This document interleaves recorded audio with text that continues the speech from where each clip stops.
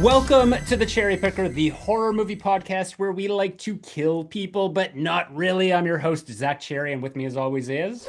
Ellie, there are 30 other girls behind that door that probably shouldn't know we murdered our sorority sister, okay? Eddie of Edward's Truth. And today we are talking about Sorority Row. Soror... Sorority. Like Sorority. sorry. Sorority. Do do do do.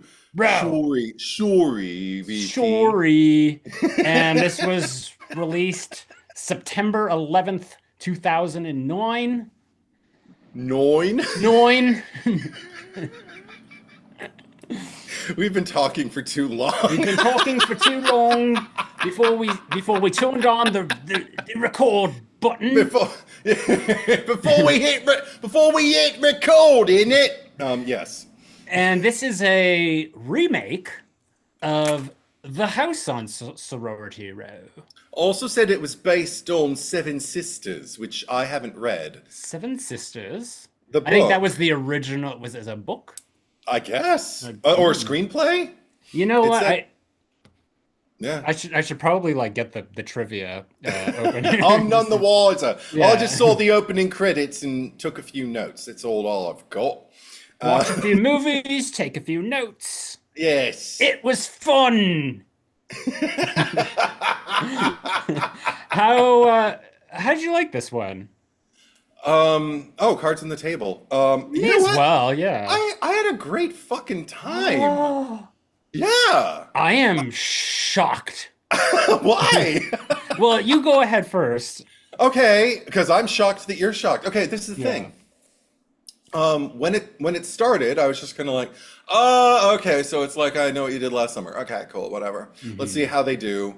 And as it progressed, things just kept tugging at my heartstrings, just little, and making me chuckle, and things that were interesting choices and detours and curveballs that I was like, okay, this movie's movieing. And just when I was starting to think like, I could see giving this maybe like 3.5 stars. Then I checked the time signature because I did stream it off Tubi, and it's still on Tubi. It was supposed to be wiped out, but I guess they decided against it. They figured it's Sorority Row. It's a summer movie about a sorority, I guess. And during one of the ads, when it came back, like the timestamp shows itself anyway, but I checked and I was just kind of like, what is it? And I saw that I was an hour in basically, and that there was still 40 minutes left, and I felt like we were turning the corner and that the finale was right, like going to be right there and then roll credits. And I thought, what a lovely time. But I thought 40 more minutes?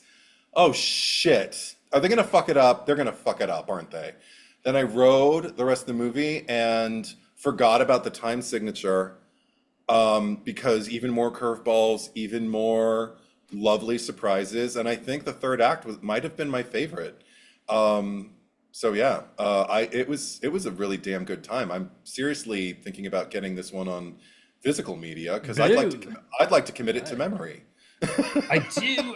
I don't know if this is like the most up-to-date release. This is an old release. Ooh, but you got a slip cover. I got a slippy, and it's got some embossed printing, but unfortunately, because I'm here in good old Canada, it's got the intrusive French. The French underneath. Oh, the French always intrude, not they. But sorry if any French listeners are offended. I don't actually mean that. but yeah, a nice slippy with yeah. And I remember when I purchased this because I've talked before about how I used to go to HMV once a week, and I would just indulge in the sales. It would be like, like 2 for $10 or like sometimes like 2 for $7 or whatever. But then there were some that just like they never went down in price. And I think this one was like $40 or something. And I was always eyeing it because I wanted to see it. And one day I'm just like, whatever. I'm gonna buy it, and we'll just get less of like the sale movies. And I was really turned on by like the slipcover too, because like back in the day, like a slipcover was like the commodity, the tie tag on the Beanie Babies, you know, you want to have. So You're a real collector because you've got the a slippies. real collector. Yes. And yeah, and I watched it and I was just like, whatever. And Okay. kind of regretted the Oh, that's purchase. too bad. Okay, hold on. Before we Yeah. move into that, I just want to say, with all the shit you talk about Madonna off pod, I love that you're basically like mimicking her wavering English accent already. But So we're the slippies, and then you start well, talking like you. That's great. well, You because also, but yes, I mean, I don't want to be obnoxious, but no, and but it's maybe that's what she was doing too. but it's also topical. Well, also, I think it Yeah. was just regional. I think it was just her trying to fit in, which can happen Hmm. when you move into a Well, place where there's a dialect that is not your own. You may try to acquire it just to kind of like, wasn't be a she little all bit more about like the accepted. Kabbalah too at one point? Like she's Yeah, always like she's still a Kabbalist. Kabbalist. At one of her most recent concerts, I remember she was wearing like a tank that said Kabbalists do it better. Hmm. I don't know Um, how Kabbalah that is, but anyway, I back to have no this though. idea. I think it's pertinent though because another person who has an English accent that waves in and out, who's famous for it, is Carrie Fisher as Princess Leia in the first Star Wars movie that she made. Oh, So, because oh. remember when they first bring her on board, she's like, "I recognized your foul stench the moment they brought me Right. on board," and then she's just like, "Get this walking carpet out of my way." So, Hmm. it all the Yeah, then she becomes like really like brassy and American. Like, And they're um, like, just say brassy. You're better brassy, darling. yeah, I forgot about that. I'm not like a big Star Wars Okay. fan. I mean, I'm an OG trilogy fan. That's me. same, but I haven't watched them in a very long time. And Hmm. if they were available, because I don't know if it even exists anymore, like the original, like I untainted know. versions before Lucas Yeah. went in and it's just like, well, we needed like all this CGI in the middle of the movie Yeah. No, and I don't whatnot. need it. No.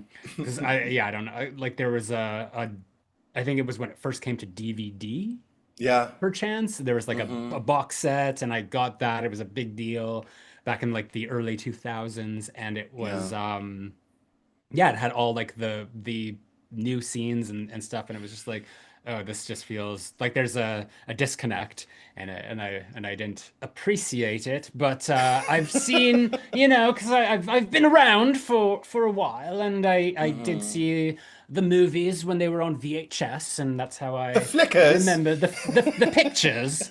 The But motion pictures. Yes. I thought you were gonna say like my and the podcast's favorite wavering Brit American Miss Kelly McNamara from Beyond the Valley of the Dolls. Yeah, she's another For one. any Yeah. like, oh my God, people need to watch that movie. It's a cult classic. But the my favorite is when because she's like, we're in a rock group. But then there's the scene where she's in the dressing room and she's just talking about like her friend like getting the score from like her drug dealer, and she's like, "That's really getting it together, man." Just like, where did it go? Where is it going? But wasn't she actually English and she was faking an American accent? No, well, I mean, the character is I don't know what the character is, but the actress who played her, well, That's what I mean, she's yeah. still around. Dolly Reed is English. Yes. So I think the character, I don't know. I think they just Russ Meyer was just like, just go with it, hon, just go. Yeah, yeah. Anyway, we're like severely off topic here. Yeah, okay, so wait, so you didn't care for this film? No. Well, firstly, to just address my shock at the Oh, fact that you were a fan, because I was watching it and I yeah. was like certain. I'm like, okay, this has like some very millennial, like I guess like late 2000s, Yeah. um, the word to use, just ideologies, or not even ideologies, but just like the temperament of Okay. it. Like Yeah. there's a very like it's just let's just say that this is a very anti-woke movie and Oh yeah. a very like anti-feminist, but like at the same time like feminist movie. Yeah. And I was just like, Edward is going to be offended by that, and he's going to be No. offended by that, and he's going to be offended by that. And I'm just like, this is going to be such an entertaining recording because it's you're gonna be like, well, I didn't like the way that was said or that was said, I and mean, so there's There are a lot of things that I wouldn't invite in my life, but I think one thing that helped me, like I am all about the world of a movie or the world of a play or the Hmm. world of a series, whatever, if people are doing things that adhere to that. And Yeah. the fact that I think literally the first thing that happens in the movie is a girl runs out either naked or just scantily clad and just goes, "Danny, give me my shirt," after she screams, and Danny replies, "Come and get it." And I was Okay, like, yeah, that moment, could I just talk about that? Because that go. being the first thing was my first impression. It's just like she's running away, but she's like, "Give me my shirt," and I just like that doesn't really like if he was the one to come out first with like he's just like got shirt, like very very much Scott and Uh-huh. Terry and Friday the 13th Part 2. Give me my shirt, Scott. Oh, see, my The headcanon just told me, well, she didn't want to be seen by anybody with her shirt off or naked or anything, so she's running away so she can maybe like find something to cover herself because no one at the party's going to help her, you know that. So she's just like, I don't want to be seen. I mean, and again, she's probably drunk off her ass. yeah. I just willingly, I think that's probably going to Mhm. be the key thing for you and I is that whenever the logic doesn't work in the movie's favor, It's true. it Yeah. just runs over me like milk. It just, like I just kind of like, yeah, like I'm laying there in the river. I'm like, just wash it over me. Just let it Yeah. pass by because I'm on this river rafting. I'm on this Yeah. merry-go-round. And for me, I'm lactose intolerant when it Yes, you comes are. to this milky logic. So Can lactose intolerant people take milk baths? That's what I want to milk know. baths, Milk it baths. seeps into their pores, and then they get bloated. Oh, but There's like the a lot of thing, inflammation of inf, the inf, inflammation. I'm gonna start calling you Madge. But anyway, Madger. Madger. Oh my God, that's perfect. Hello, Madger. But Madger. that's your English name now. But Oh, thank you. Madger. But no, because also the next thing that got me that granted, you have to be somewhat removed in order to kind of like tick this in your brain. But the Hmm. fact that I don't believe it was a single shot. I'm sure it was probably broken up but edited together to look like one continuous shot that ran Hmm. through the opening credits and followed these people around the house and everything to the point where we end up in the kitchen and we get to see Carrie Fisher there pouring herself she's making some hard tea basically because Yeah. she's mixing tea but then pours some booze into it Yeah. and immediately as soon as the guys come in she's like nope out like just tells them to get out. I'm like, oh, women in control, I like this, like I mean in a very micro shifting kind of like way. I was enjoying Yeah. the movement forward. But then I think it also a huge thing that might have helped this movie is seeing it right on the heels of I'll Always Know What You Did Last Summer, which I think was really Hmm. atrociously put together and a slog to get through. This one was so much more enjoyable. I enjoyed Hmm. the I don't I'm hesitant to even call it wit because I don't know if it's wit per se, but let's just say the spikiness of a lot of the dialogue, the fact that people are as kind of like mean-spirited as they are. Yes. I don't know, there's something about it that it never went to the point where it became villainous. It always seemed to come from, well, I believe you're a person saying these things. You know what I It mean? felt intentional, Yeah. whereas a lot of what was happening, and I'll always know what you did last summer, which we covered last week, Yes. was more of just like going through the motions and it just like stock characters and okay, we're gonna assign this to this person, and there wasn't really any rhyme or reason to a lot of what was happening there. So here I feel that like there's a much more well-defined cast of characters. Yeah. But having said that, they're not deep in any sense of the word. Even our protagonist, who's supposed to be like this well of empathy and good intentions and morals. Morality. It's just like it all feels very surface level. Like the movie's not really doing much to convey these things. It just like it's all very shallow dialogue and just characters that like where we have humor and it's supposed to be funny, but it's just making people seem off-putting and whatnot. And there seems like there's an attempt, like there's this whole bit with the blonde who, oh my gosh, Jessica, Yeah. um, who I guess is supposed to be like the the HBIC. She's sort of Yeah, like, if you've seen the original, there was the character played by Eileen Davidson, yeah. who was kind of like the mean sister, and like that's I guess who this one is in this iteration. Mm. Um, and she's dating like a senator's son or whatever. And Yes. there's this scene that just feels like it's just sort of like plopped in there that doesn't really do anything for the movie. It doesn't really, even with her, it just feels like very forced. Like, oh, she's got ambition, and there's like something that she wants beyond this, but it's all very surface level. It's just like it's all expository and whatnot. When she's like meeting the father, and he's like, "You're a very spirited girl," and she's like, "Well, thank you." I'm like, "Well, no, Yeah. no, no, no, that wasn't a compliment." Very, Yeah, very right. Devil Wears Prada. Well, 'cause But well, I'll just say like it felt like there was intention to have an arc for her, like an emotional arc, but it just didn't really register on an emotional level. And the same thing went with like all of the characters.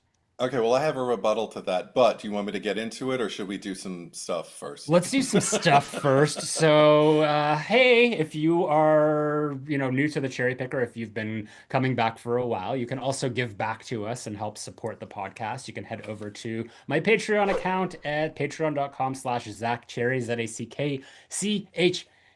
I almost forgot how to spell the word. You're in a rare form tonight. I love it. Go on.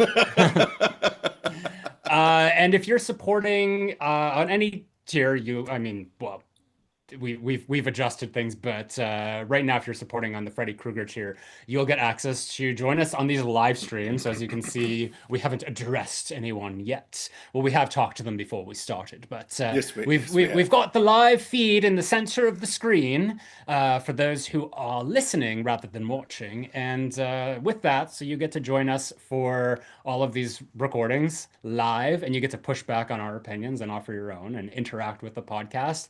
And also, you get to nominate the fourth movie that we cover at the end of the month. So right now, the nominations have been submitted, and there will be a poll, and basically you're deciding our fate of what we talk about. There will be So, a pearl. a pearl, a pearl, There will be a pearl. a pearl. Yes, go on. But having said that, I do want to Yes. thank some of my supporters. So thank you to the Michael Myers tier, Kyle Beard, Ellie Hamouche, Shane Allingham, Tim McKay, Stephanie Starbright, Horror Slut 95, Traj 125, Michael Boswell, and then the Ghostface tier. Thank you to Eric Champney, Sam Levy, Daniel Saturn, Baby Ghoul, Garrison Nichols, and Craig Lynn. Baby ghoul. Baby Ghoul? Sorry. I'm just a spectator at this point. Yes. Oh my God. If you would like your name read out loud in British or Chucky, whatever, whatever.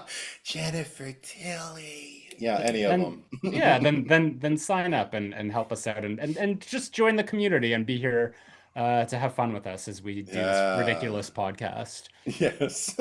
Yeah. Uh, so having said that, do you have a premise that you would love to grace us Oh, I with? do. All right. I could do this with vocal fry just to try and shake the British at least for a couple minutes. Yeah. All right. When a group of college girls try to cover up the death of their house sister after a prank gone wrong, a mysterious killer threatens to expose their vital secret on Sorority Row. All right, so really brief. And you already mentioned Tubi, but Yes, where? you can find it actually on numerous streaming platforms. The good news is, I mean, if you like the movie, or if Yeah. you want to find out if you want to like the movie, it's streaming on Plex, Pluto TV, the CW app, Roku channel, and Tubi, all free with ads. So there's that. The not bad, but less fortunate news is the Blu-ray that Zach just showcased on his screen is basically the only release that has been dropped. There's no Scream I Factory. thought There's there no was. Arrow. I looked. I didn't see any, but Ooh.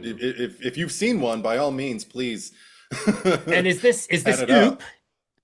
Is it Oop? Oh, Oop out of print? out of Um, print? I, I didn't say that on Blu-ray.com, and I didn't see anything. So I think you can still get it. But I mean, you can always I'm get Oops going on like to eBays and Amazon. stuff. Let's see what's going on Amazon. You can get, eBay, find Yeah, anything. But yeah, yeah. that to get the Slippy, But to get the Slippy, yeah, you got to go on yeah. eBay to know for sure you're getting the Slippy, Yeah. unless they're a horrible, horrid seller.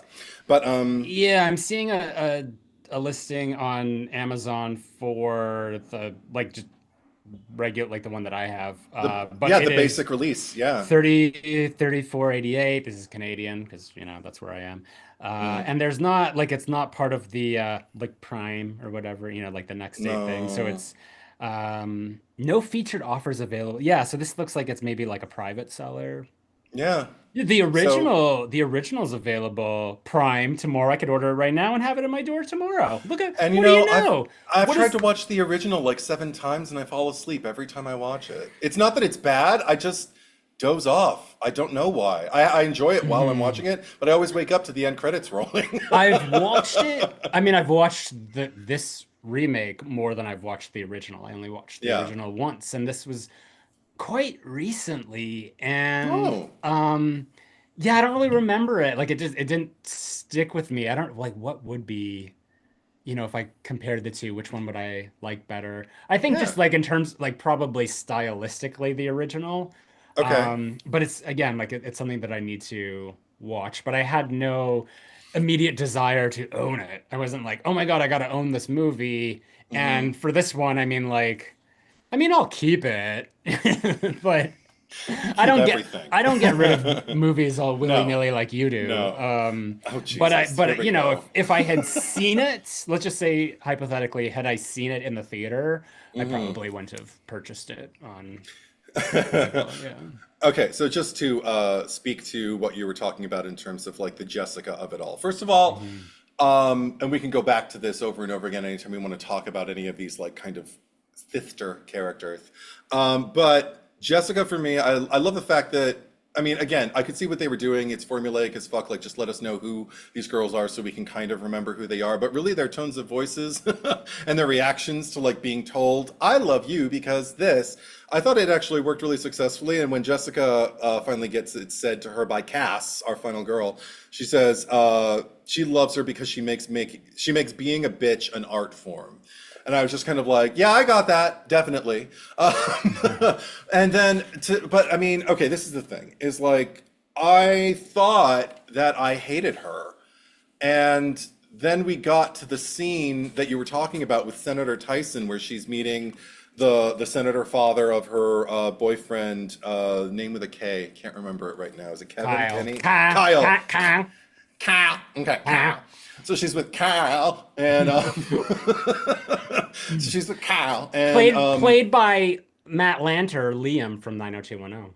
yeah. Oh well, how Yeah, about that? So she's sitting there 90210. with 90210, Hmm. and with his father anyway, and Yes. he gives her that little speech and everything. And this is the thing. This is the reason why I liked it because it didn't make me necessarily empathize with her or even like redeem her or anything like that. But the thing that I did like was that it gave some dimension just to her power stance because up until that point, she had been so self-assured and so like kind of like staunch in her belief in herself and her ability to kind of drive the group to do whatever the fuck she wanted them to do. She was an alpha with unquestioned status, and when it went Hmm. questioned, she kind of like had enough chutzpah to clap back. Chutzpah. Wow. Chutzpah. Yeah. So then, Chutzpah.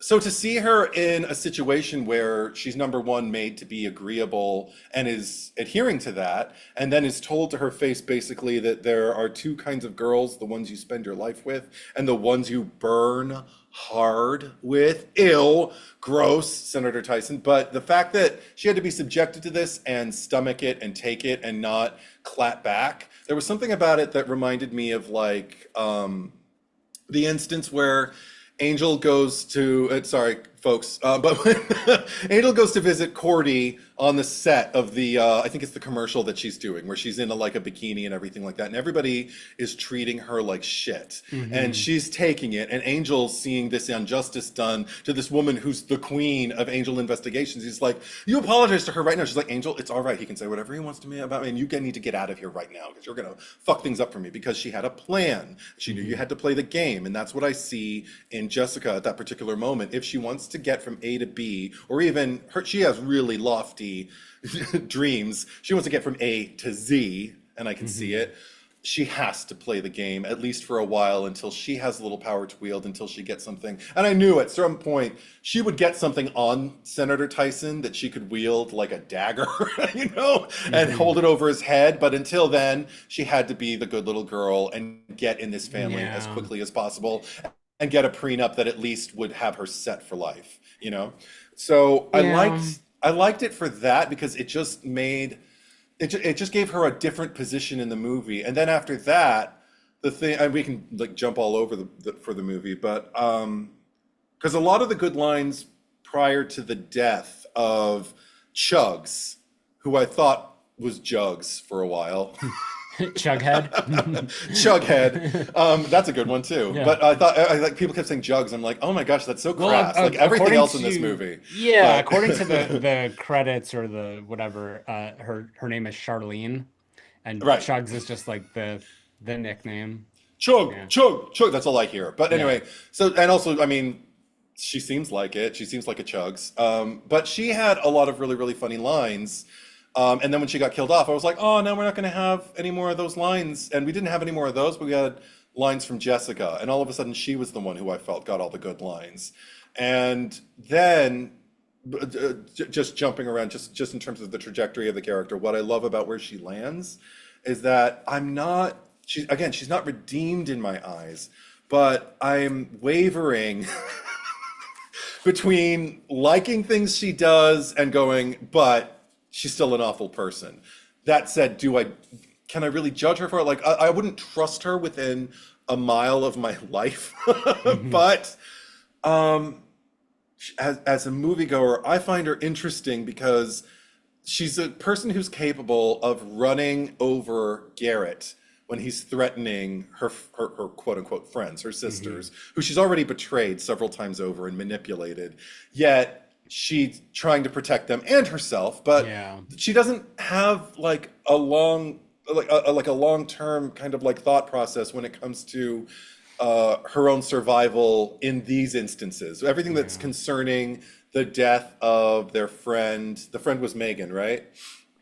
Yeah. Yes. Yeah, and the sister was Maggie. But okay, so everything surrounding like the death of Megan and everything like that, it's like unless everybody adheres to like what she does, she's a complete wreck. Like once she feels like she has control, she's kind of, a bitchy, horrible badass. But when things kind of go awry, she's just a lost person doing her best. Yeah. Another case of that was just like when she ended up, because she hit Garrett with her car, and I was like, bitch, I like that. Do you know what I mean? She's kind of like, she's messy. Yeah. And inconsistent. Yeah. And like there's, because you're talking about like she's supposed to be the one that's in control, and she's the one who's like formulating the plan, like this is what we're going to do, and everyone sort of turns to her for guidance. But at the same time, she can't keep it together. And and I think that's really revealed towards the end when we find out that she told her boyfriend, and that's, I guess, the boyfriend told the senator, like that's what he's kind of talking to her about. So it's like you're not even following your own advice. So yeah, she's a horrible leader for the group because she's not in control. She just sort of like puts on the airs that she is. Yeah. And especially like right towards the end for her, anyway, it's like because she's still trying to like barter with like the actual killer, and just like, oh no, this is all good, we can cover this up, and she's almost like having this like panic attack. Like she's talking to herself, like, no, we can do this. We can, blah, blah, blah. Like she's going through the mental gymnastics in her mind. Hmm. And it's just like, no, it's over. Rather than thinking about like self-preservation, like she's just like, it's like she's losing it. And it's Hmm. funny because like the character Ellie, played by Rumor Willis, who's sort of presented, and this is like again like this inconsistency with characters.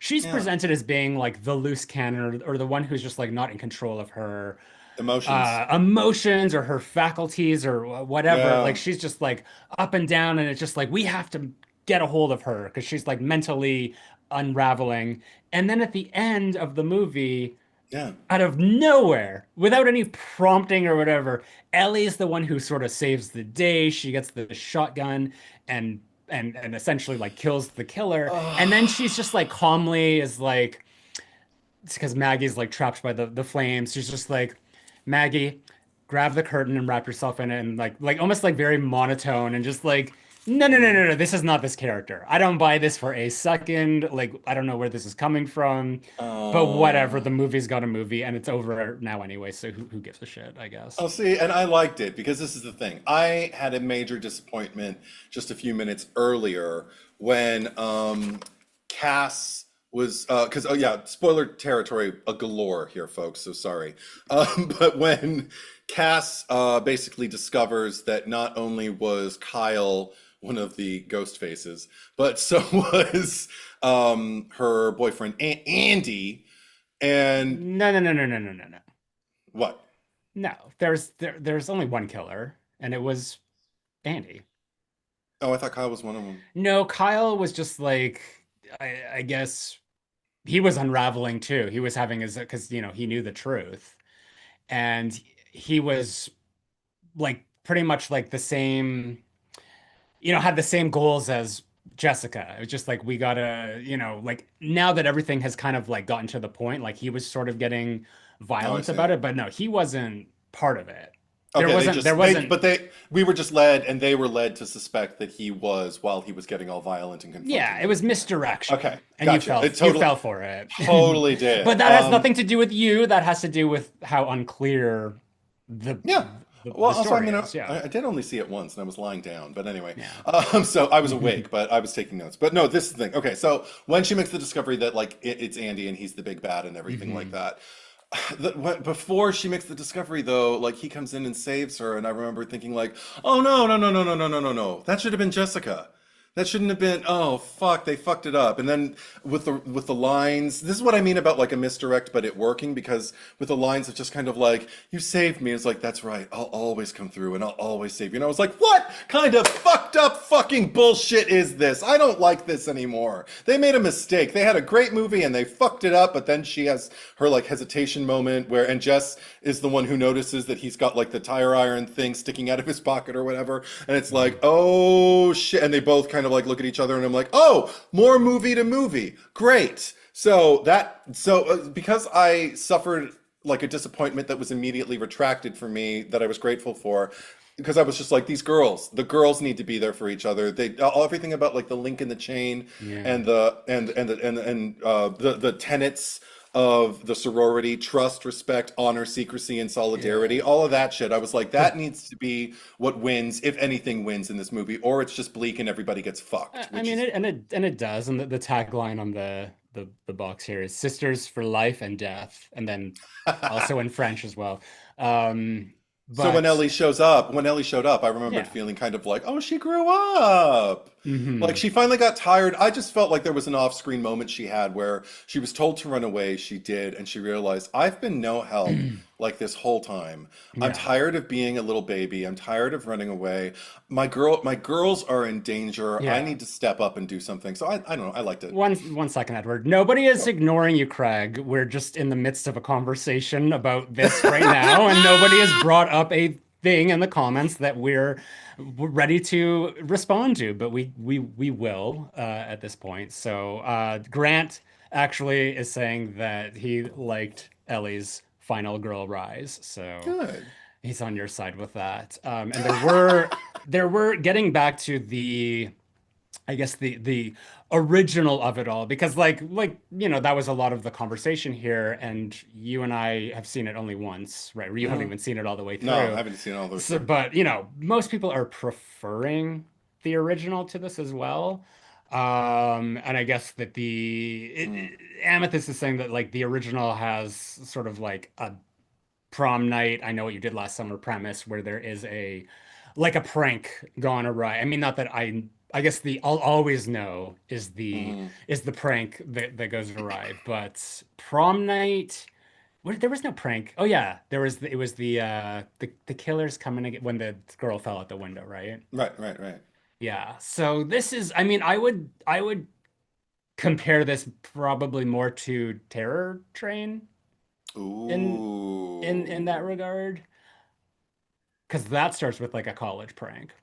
Yeah, I really liked Terror Train too, but I, again, only Mhm. saw it the once, so I can't cite specific examples of parallels. There were a Yeah. number of parallels in this movie, though, that I appreciated. I'll have to Mhm. give Haunting of, or not Haunting, what is it called? House on Sorority Row. House on Sorority Row. Yeah. I really have to like sit down and just like glue my eyeballs to this set and watch it. But this one, like again, because I saw somewhere someone had posted somewhere the tomato meter, which we kind of like don't really adhere to usually at all. But I was No. just surprised to see it was pretty low. It was not fresh. I think it was at about like a 52% rating, and I was like, oh, I don't think it deserves that. I actually. I don't know. I found myself really, really satisfied with it. But it doesn't mean it's perfect. Like I wouldn't give it 5 stars. But I don't know. I'd have to watch it again and see like what my rating would be. But I mean, Yeah. again, like Well, there. Yeah, go ahead. Go ahead. you mentioned the opening shot. And it's because it's sort of like this continuous tracking shot. And obviously there's Yeah. moments where like they people will walk in front of the camera and then that's where they would have reset and then like gone like through the whole sequence because it does take a while and so they get upstairs and this is well like Yeah. the cast and everything is like on the screen, Mm-hmm. like names listed. And I was actually talking about this with Eric yesterday of just like how in theory like this is a really interesting concept, but this is like one of my biggest gripes with the movie. It's just sort of like the camera work, and it's like it's partially the cinematography, it's partially the editing. Mm. But in this sequence alone, it's like the as we're moving through the house, like the camera doesn't really know where it's supposed to be going. It's like it's following a track, but then it'll like move and like focus on whatever's happening here, and it's sort of like it's very frenetic Mm. and chaotic. And yeah, we are in a situation where there's like this big party going on, but it doesn't feel like there's any intention to what the camera is looking at. Like it's sort of like it's Mm. following a thing and then it kind of like goes over here and then kind of goes over there. And one thing that I noted, well, so this is 2009. Um, Watching through the movie, it never felt like there was one shot that was held long enough to really take it in. It would sort of like cut to like a different depth of like range or something. Like we would go from like a mid shot to a close up, and there's the one scene where Claire was walking through the bubbles, Mm. and at one point like we're on her feet walking, and I'm like that's a cool shot, but it just like it keeps cutting back and forth between the feet. And then there's like a shot of like a mid shot of her, and then there's like a far away shot like from behind um Oh, I see. tree branches, and then it's close on her, and then we're cutting to inside, and it all feels so jumbled. Mm. And it's like the editing is just like it's all throughout the movie, and it kind of was giving me because 24 I've talked about that before, the show, like Yeah. the Kiefer Sutherland one, of it was kind of giving me that, but without the split screens. It was sort of like this idea of like when that show started there were multiple angles. Like sometimes it would like, especially at the beginning, it would show him from one side, like getting into a car, and then like another angle of like the same thing happening in real time. So we're getting these like multiple angles, but it worked there because it was like it was part of the conceit. It was just like we're seeing these window boxes on the screen. Here, it's just sort of like cutting back and forth really quickly. So I never feel like as an audience, Mm. like at least for me, that I'm allowed to just sort of like sit and take in the imagery of this movie. Also, and we mentioned this last week. Now, this is not as egregious. This is still a huge step up from "I'll Always Know What You Did Last Summer." Okay. But this is a very gray looking movie. Like there's a lot of Mm-hmm. color desaturated from it. Mm-hmm. And I felt like this is a great example of a movie that probably could have really thrived from having like more of a color pop to it. But like with that the sloppy editing and just sort of like not really any clear direction or intention with the cinematography, it just like visually makes it a very stale movie for me. Okay. I mean, I can't really say anything to argue against that. All I can say is it worked enough for me that I didn't think that much about it. Like I didn't notice it in terms of like, oh my goodness, these vistas, they're gorgeous. But I also didn't sit there and go, oh, this is so terribly shot. I don't know who's who or what they're going. I mean, it was enough that I could follow it. But I do have to say, like, there were a number of times where I could just, pull out for a bit and just kind of go, like, step back and say, it doesn't look like there's a great budget, or at least the budget didn't go toward, I guess, just the final appearance of things on Yeah. screen. It's not that they look bad, but it does look like a lower budget film. I Is mean, it, if somebody would have told me it was a student film, I would have been like, well, good for them. But what do you as a s- theatrical release, what? what do you suppose the budget is? And I'm asking this for everyone in the chat. I in 2009, I'd be surprised if it were anything more than like in the teen K, like 10,000, 15,000, maybe 20. Is that low budget though? Is it? I mean, I don't even know what low budget is anymore. But I what? mean, What was? Is it okay, so millions? Is it millions? Oh my God, is it yeah, millions? yeah, so it's 12.5 million. Okay, The box office was 27.2, so it did make a that's good. profit. Okay. But yeah, like nowadays, because it just feels like I guess movies are still made for this amount. Like there's like, studio horror pictures, like um was it like Thanksgiving was I think like 19 million or something like that. Okay.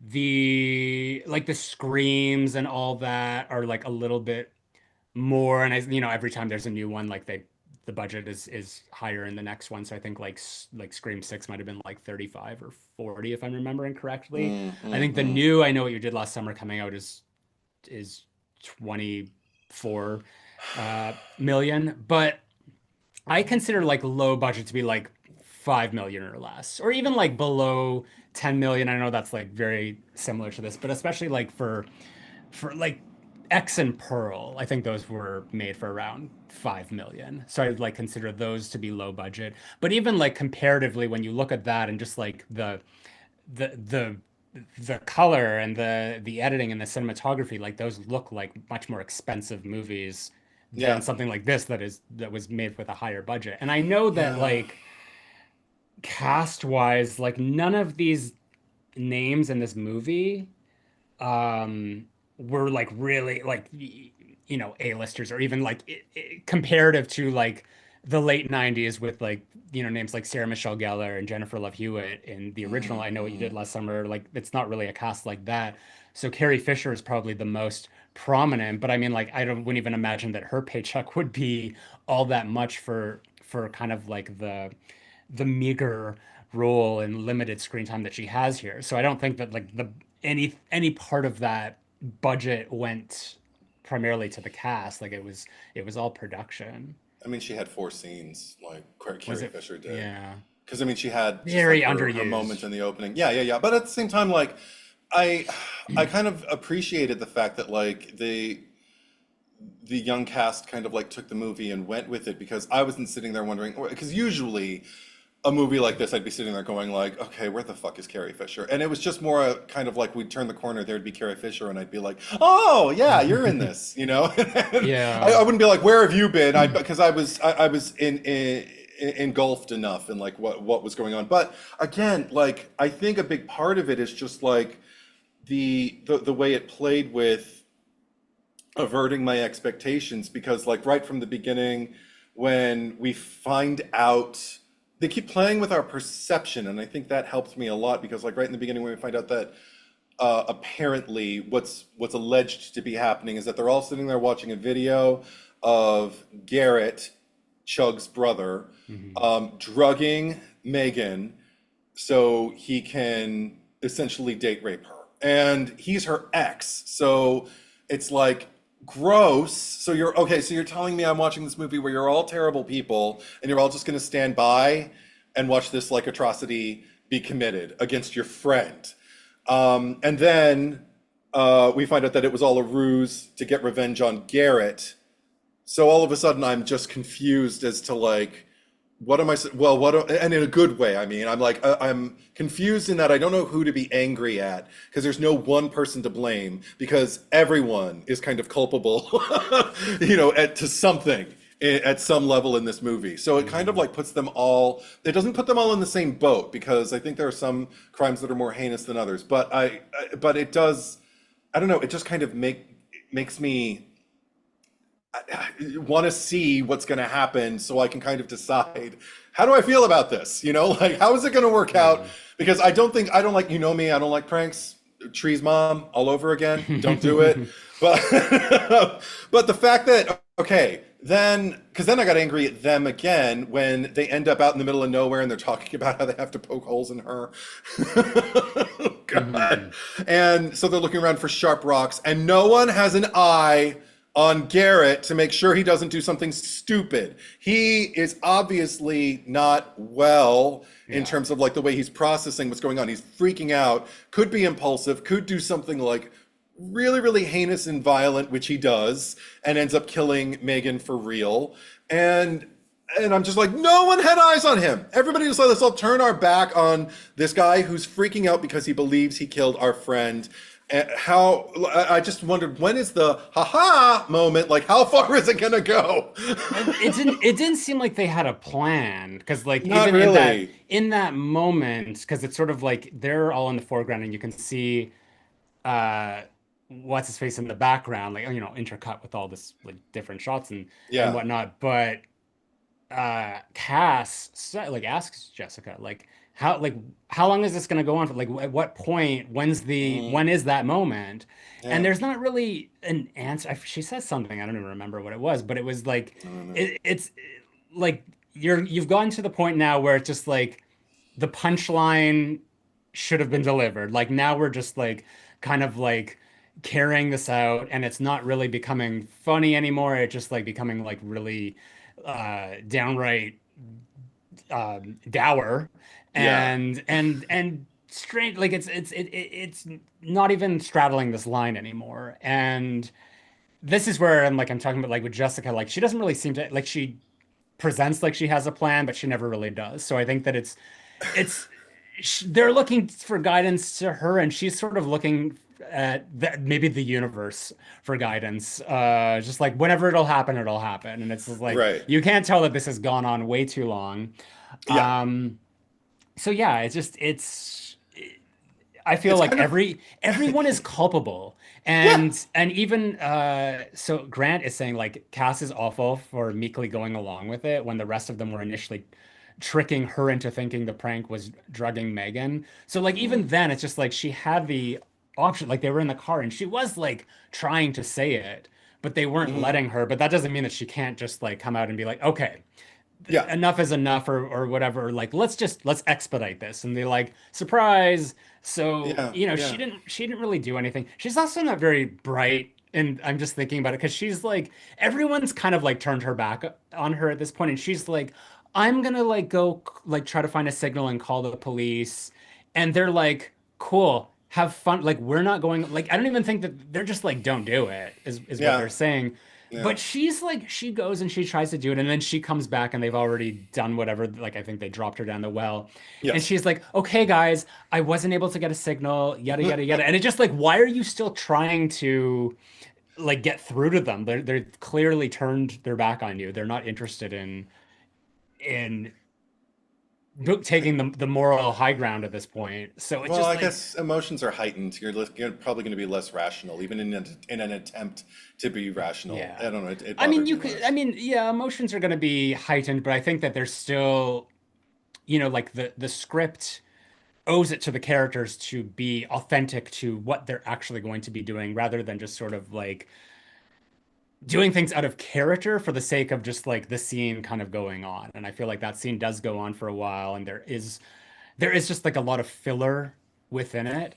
Where no, I think that there could have been more of an effort to like to sharply define each character, because at that point it just felt like everyone sort of became the same character, other than Mm, um, Jessica and Cass, where they all just sort of like kind of like fell in line of being this. And like, I look at I Know What You Did Last Summer, and for the gripes that I have with that movie, I don't think that there's mhm. anything within the first act. I think it's a flawless beginning, and mostly because we are, the characters are established really well, and each one of them, even though there's just four compared to like however many there are in Sure. Sorority Row, everyone is serving their purpose. Everyone has like a very unique background, and I feel like even for someone like Ray, who I think is seriously underdeveloped in I Know What You Did Last Summer, I still get a very good sense of who he is and who he is within the Mm, story, and that informs everything for the rest of the movie. And here it's like this was the opportunity for the characters to really kind of like stand out and be defined moving forward, and it didn't happen. And I feel like everything moving through, it's like, okay, so there's, I mean, essentially, and it's almost like in the way that Jessica says it at the beginning when they're going through the compliments. She's like, "It's you're the Asian sister. Like you're like you make me oh feel yeah. multicultural." And like for the rest Multicultural of the without even trying. Yeah. with yeah, for the rest of the movie, it's just like that's like she doesn't really have any personality, and it's just like, oh, she's the Asian sister. Ellie is like the loose cannon. Chugs is the like the I guess the mess, the hot mess or whatever. And then Right. Jessica's the bitch, and Cass is the good girl. Like you even Valentine with like the whole Oh like God. there's more. I feel like they're more defined with the like. And she was the fun one and the Yeah. pretty Right. one and the smart one, Right. and I was the big old fat one. And as far as you're concerned, that's like that was working. Like it's just like it felt more true. Like the characters were much more defined in their relationships. Whereas here, it's just like it keeps going back to like we're sisters and yada yada yada. And I mean, um. there's even a moment where it's Claire and Cass, and they're putting on makeup or whatever. They're like in the mirror, Yeah. and they're having this conversation, and she's saying like, "Oh, I think it's really great that you did all that charity work and yada yada yada." And it's just like, is this character development? Are we like, learning like through this expository dialogue that like in the interim of this 8 months that you know cast because she felt so guilty, she just went and did all this charity work, and that's supposed to like endear her to the audience somehow.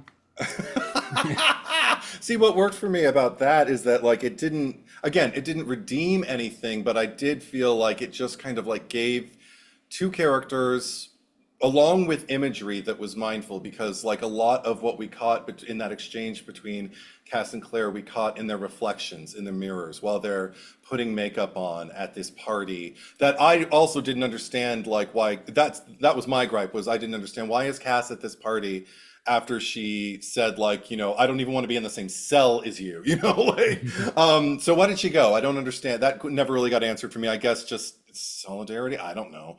But the fact that she was there and that they were talking and that there was actually just, I don't know. It's it's a weird thing to bring up, but in like in the play The Little Foxes, there's all of these uh cerebral, greedy, like, but just, kind of like, what's the word I'm looking for? Just like id led uh people who salivate at like money and opportunity and status and everything like that. And they have these quips, these ways that they talk to each other, and they spend a great deal of the first part of that play doing that. So you're just kind of like, oh my God, I'm just chilled by this. Like there's no humanity to this. There's no warmth. There's no anything. And then finally in the next act, you get a scene where all of the people who have been basically subordinated by the domineering people get to be together in a quiet, nice exchange where they just get to talk, and it's such a relief. And I got something of that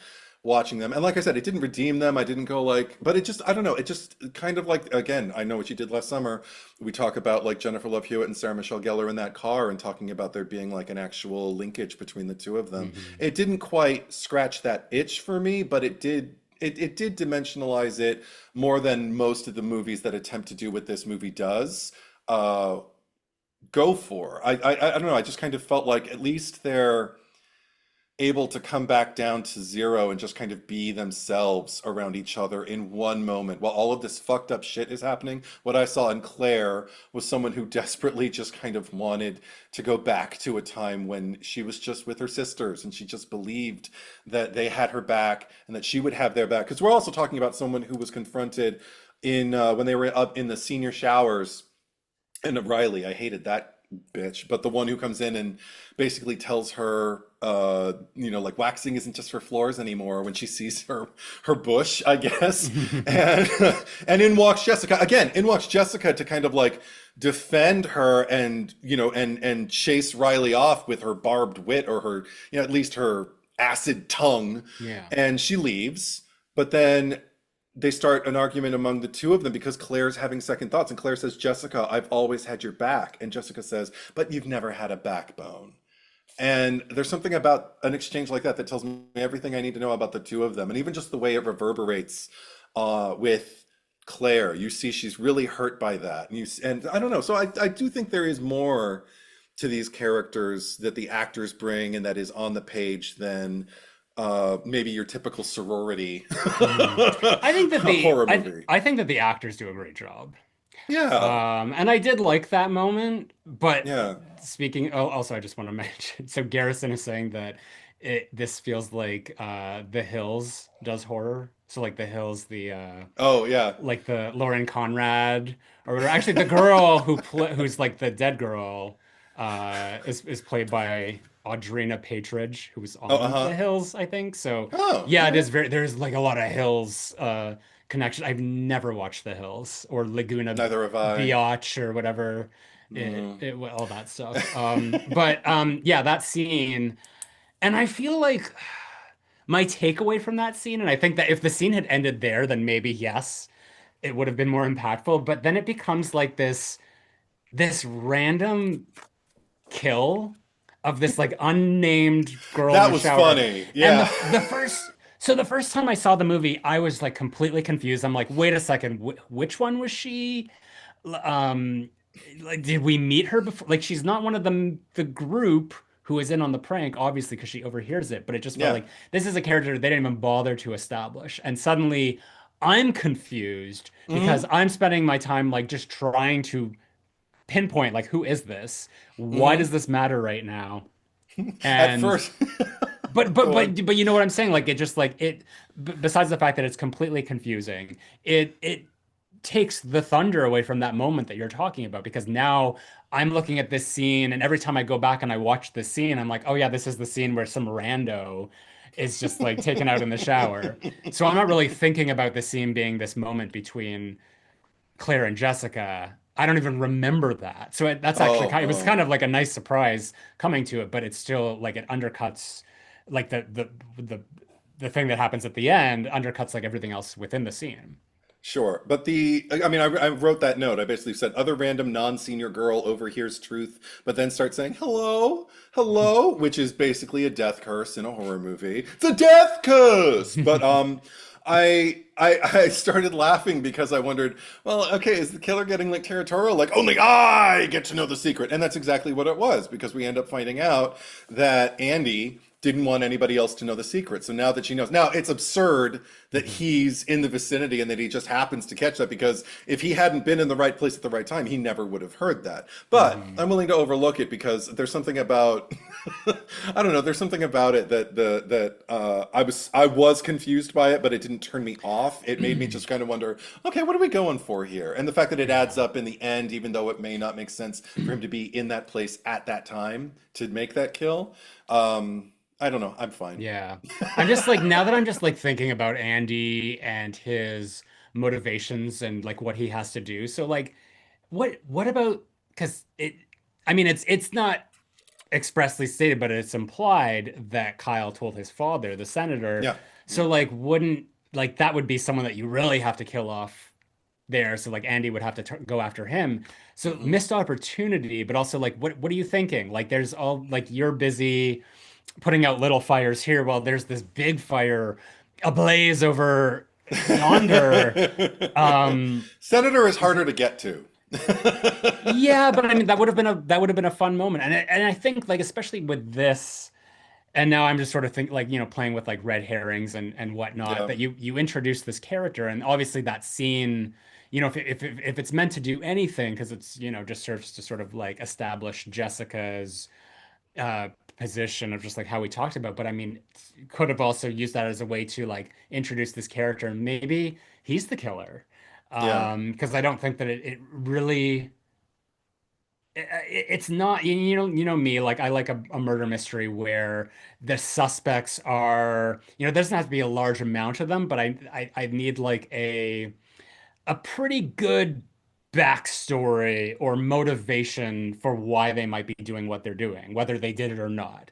Hmm. And I think that, they establish this character and then they just sort of like set him free. Just like we don't need to like hear anything else about him for the rest of the movie. And even Kyle as a character, I feel is completely underused. Um, as well, because there's just the only time I really remember seeing him beyond that is when I think when Ellie comes running in the house screaming and goes upstairs Hmm. and she's like, "Oh, I gotta take Jessica is like, oh, I gotta go take care of this." And he's like, "Is everything okay?" Like it's almost like that's where the seed is planted that he knows or she's told him. Hmm. But she's like, "Yeah, I'm gonna go deal with it. I'm gonna do what I have to do." But besides that, I don't really, you know, because I knew that he was in this movie. I loved 90210, by the way. Oh, well, good for I you. mean, I didn't love it. I probably like hate watched it, but I just like, oh, Liam. And I knew he was in this movie, and I'm just like, oh, I want to see the movie with Liam in it, and then he was barely in it.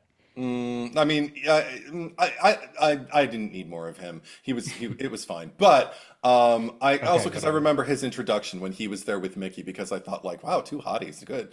But because when they were just like guys in polo shirts standing there with their girls, just again like saying these like asinine lines, I was just kind of like, and I mean intentionally asinine because they're horrible people who are incredibly shallow, and I'm just kind of Yeah. like, okay, I got it, but still believable. Like I've been in that room with those people, and Hmm. I've crossed the threshold and found someone else who I can stand in the corner with and talk about everybody with. But Hmm. I okay, so much to address. Um, yeah, I didn't need more of him because again, like I was so here for like watching this hypocrisy among the sisterhood because again, to bring it back to Jessica and her scatterbrained kind of like misaligned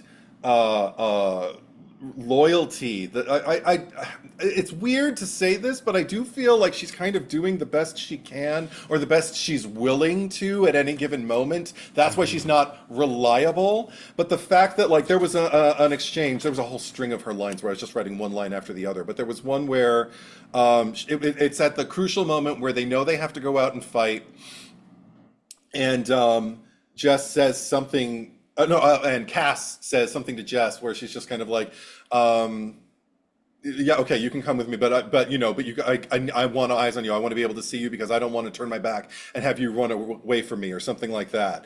And Jess says something like, "Cassidy, seriously? After everything we've been through?" And she says it sincerely, like it's a joke, it's a laugh line, but at the same time, I love the fact that I'm watching her say it and I'm like, oh, you actually believe that? Like, you think, like, I mean, you think I would do that now? Like, I mean, seriously, like, yes, I've completely betrayed you and I've completely turned my back on you and I've been an awful friend and I've insulted you to your face and I've threatened you, but look at where we are right now. I wouldn't do that. And the fact that you think that hurts me. And I would believe that. That said, I would believe that I was like, it's going to be hilarious to me if she does end up running out of the room, just kind of like, sorry, and then I don't know. Like at that point, I was kind of Team Jess.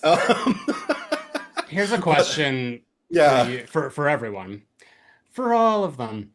yes, Um, for the lot of you. for the lot of them, who of these sisters, because you mentioned like, you go to the person in the room and like just hang in the corner and talk shit Yeah. about everyone else with. So who of the sisters would you do that with? Like who could you see having that relationship with? This is a question for everyone. I feel like initially my impulse would probably go to Chugs. Then I would find out the kind of like, again, weird blind loyalty she feels towards her brother. Because again, it's full of contradictions, but it's not contradictions that I feel were made in error. I feel like they're contradictions that some people can carry, like the fact that she was fine with baiting her brother with potential date rape and catching him because Hmm. he's a fool. But then once she finds out he could, or even the threat, the thought that he could conceivably go to jail for life for a case of accidental killing of someone who he assumed was already dead because everyone was around gaslighting him. Um, the prospect of that is like chilling to her. And she's like, my brother is not going to jail for the rest of his life because of a prank we threw. And I'm like, and she's kind of protective of him from then on out. And I'm like, that would be the turning point for me. But because, okay, with her, well, there were more lines than I could even write down because I was just listening to it. But just like, she's kissing that freshman and he says, you taste like vomit. And she's like, that's because I threw up before I ate. That's because I threw up before, but I ate a mint, so you're fine. And then she said something after that. She's like, oh, I'm chilly down there. Maybe you could warm me up or something. And he's grossed out by it, as anyone should be. And she's like, sorry, I didn't realize you were gay. And then she just leaves. And I'm like, okay, you're a fucked up piece of shit. But if I'm not Hmm. involved in anything sexual with you, we might have some fun like trashing people together. Your acid tongue. Hmm. I don't know. I could feel the vibe. How about you? Um, I, well, a lot of people are saying Chugs. Okay. Um, Garrison says Chugs. Eric says he talks shit with Claire. Sarah says Chugs. Taylor says Chugs. Grant says Ellie. Garrison says Chugs has the tea and the drugs. Chugs has the drugs.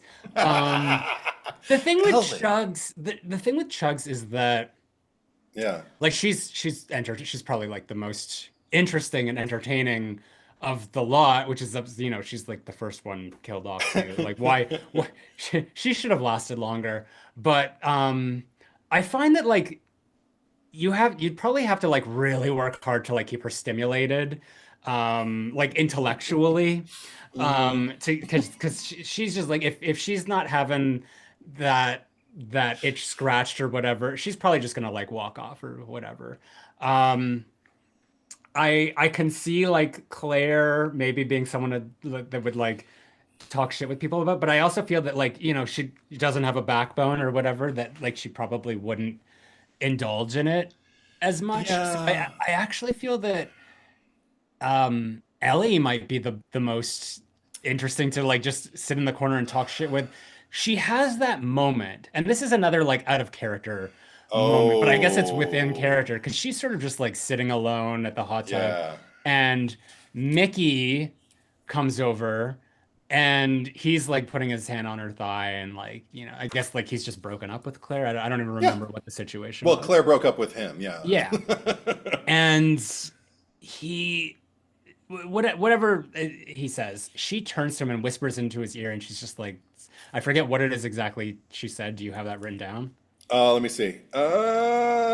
Keep She talking though. I she know what you're she talking about. basically says that like she would kill him or Yeah. something. Yeah, it's very intense, and then she just gets up and walks away. So I feel like she's got some like bite in her that like if you were like at a party and in a corner, because she's not really like involved too much with the group. Like she's sort of like this, you know, goes off and does her own like lone wolf sort of thing. So she might be fun to just like hang back with and talk shit about people. She's one of those people. This is the only thing because I see what you're saying, and I love that moment. I was just kind of like, oh my God, I hope she's the killer. I hope she kills Mickey.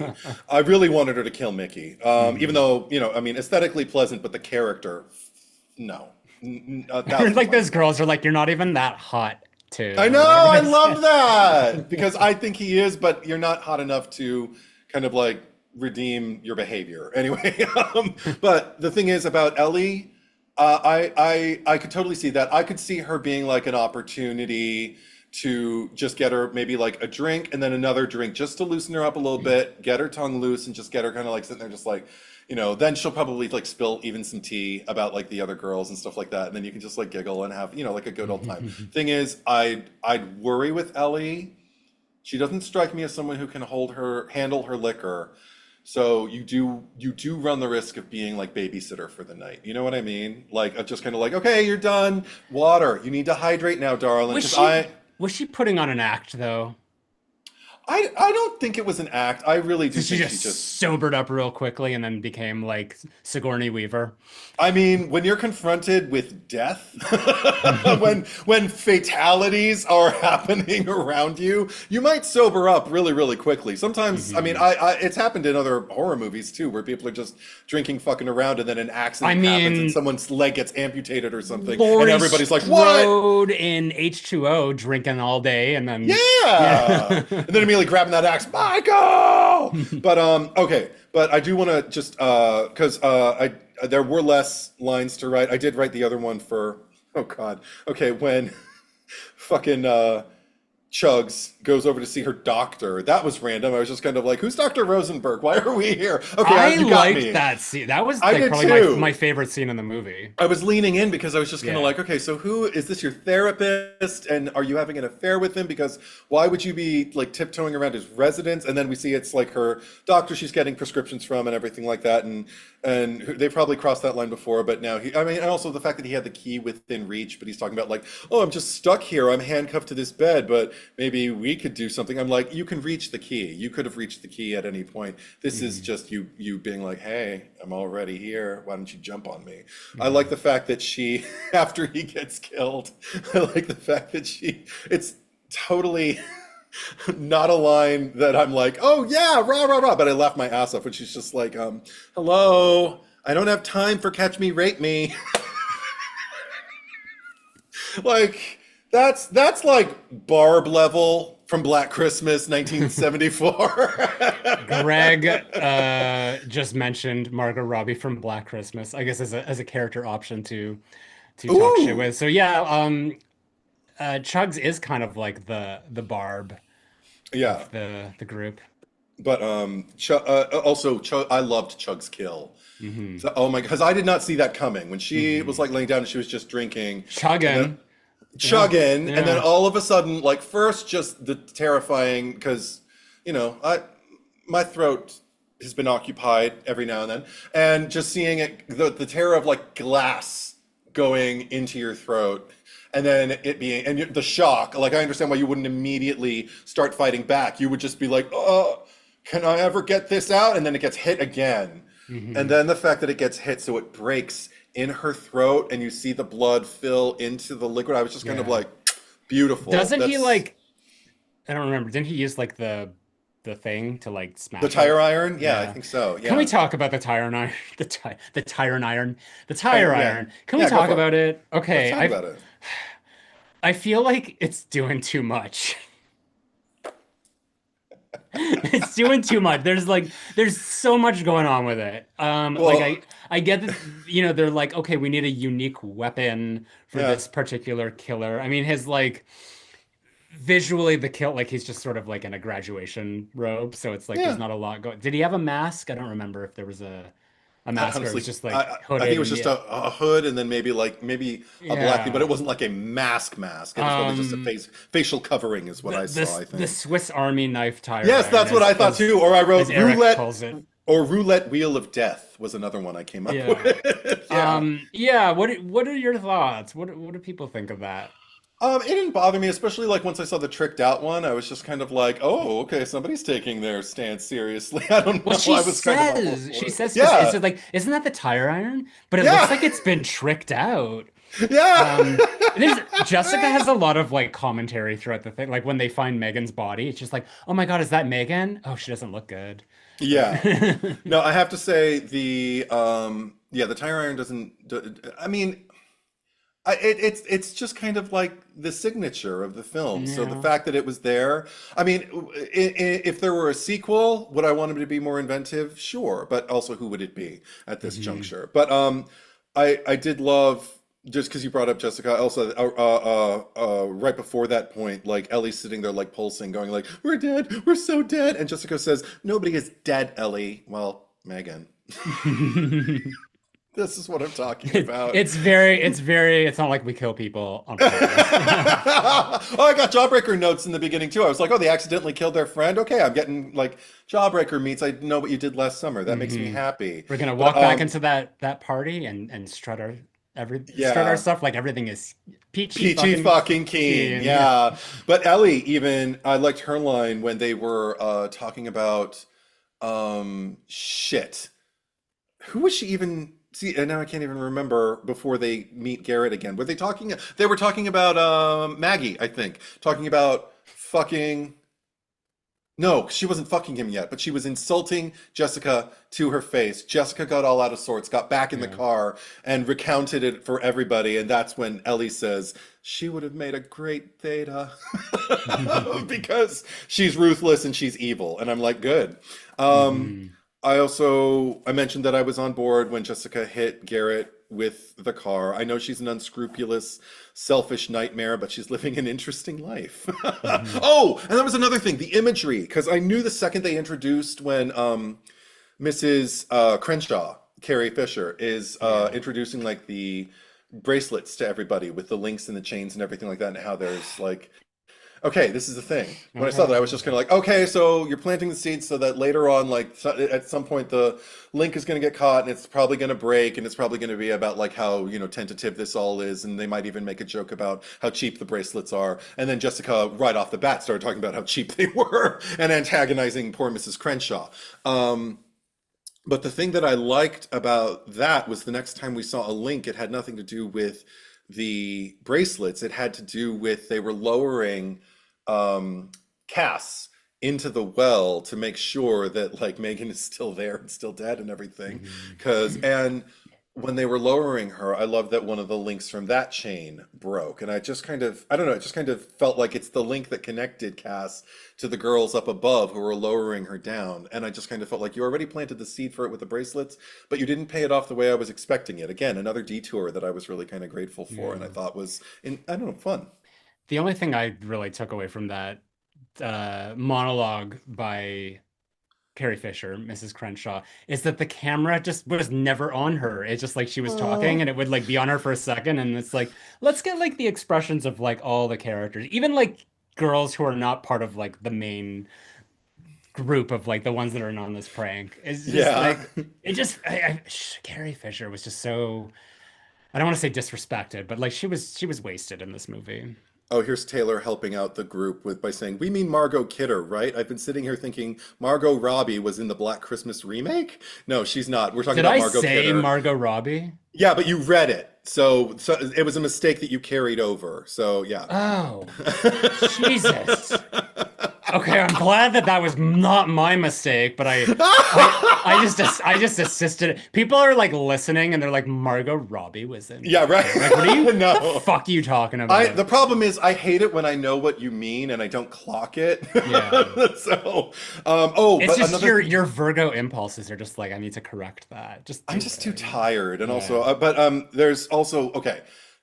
My Virgo impulses stepped in. I had to rewind it twice because I was like, "What the fuck does that say?" Yeah. When Cass dropped into the well, and Mhm. two times I read it, and I was like, "What does the tappy must die mean?" Because it wasn't spaced correctly. Did anybody Yeah. else have that where you're seeing in the bottom of the well it said Theta Pi must die, Yeah. but it's run together, and I just thought, who's the tappy, and why do they have to die? The tappy The is tap did I the miss tap something? the tapas. The tapas Um must die.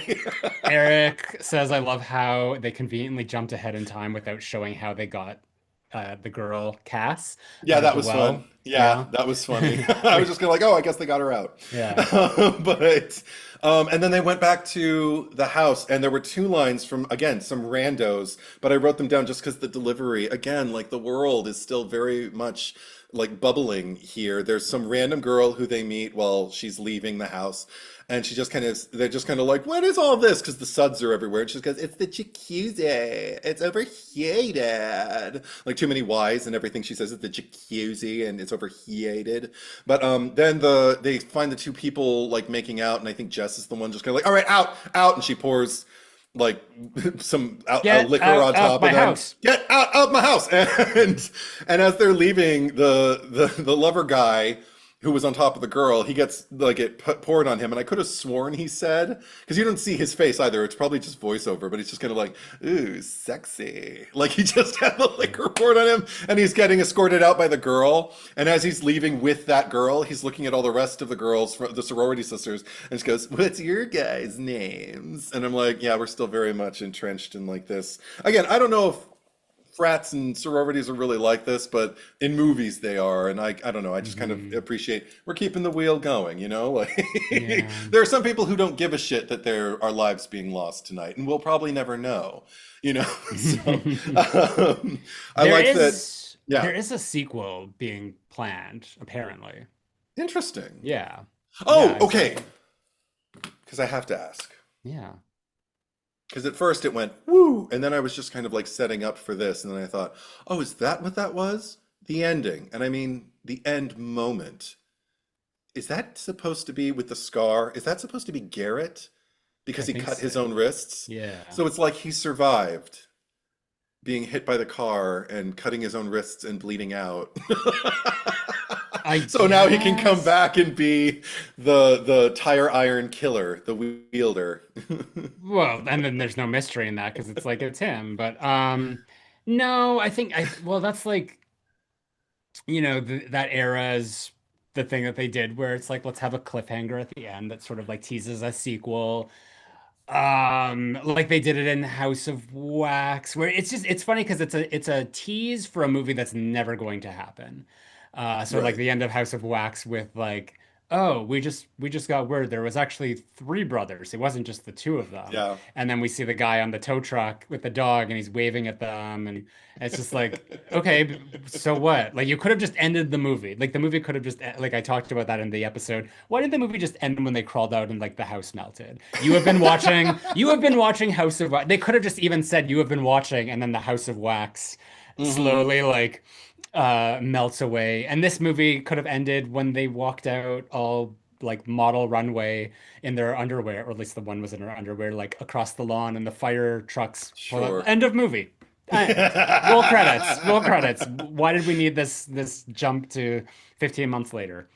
I have to say another thing I appreciated about the last act was the fact that I kept getting movie references that were they were clear enough that I'm just kind of like, that makes me think about this movie. You probably had it in mind as well, but didn't feel like they were throwing away.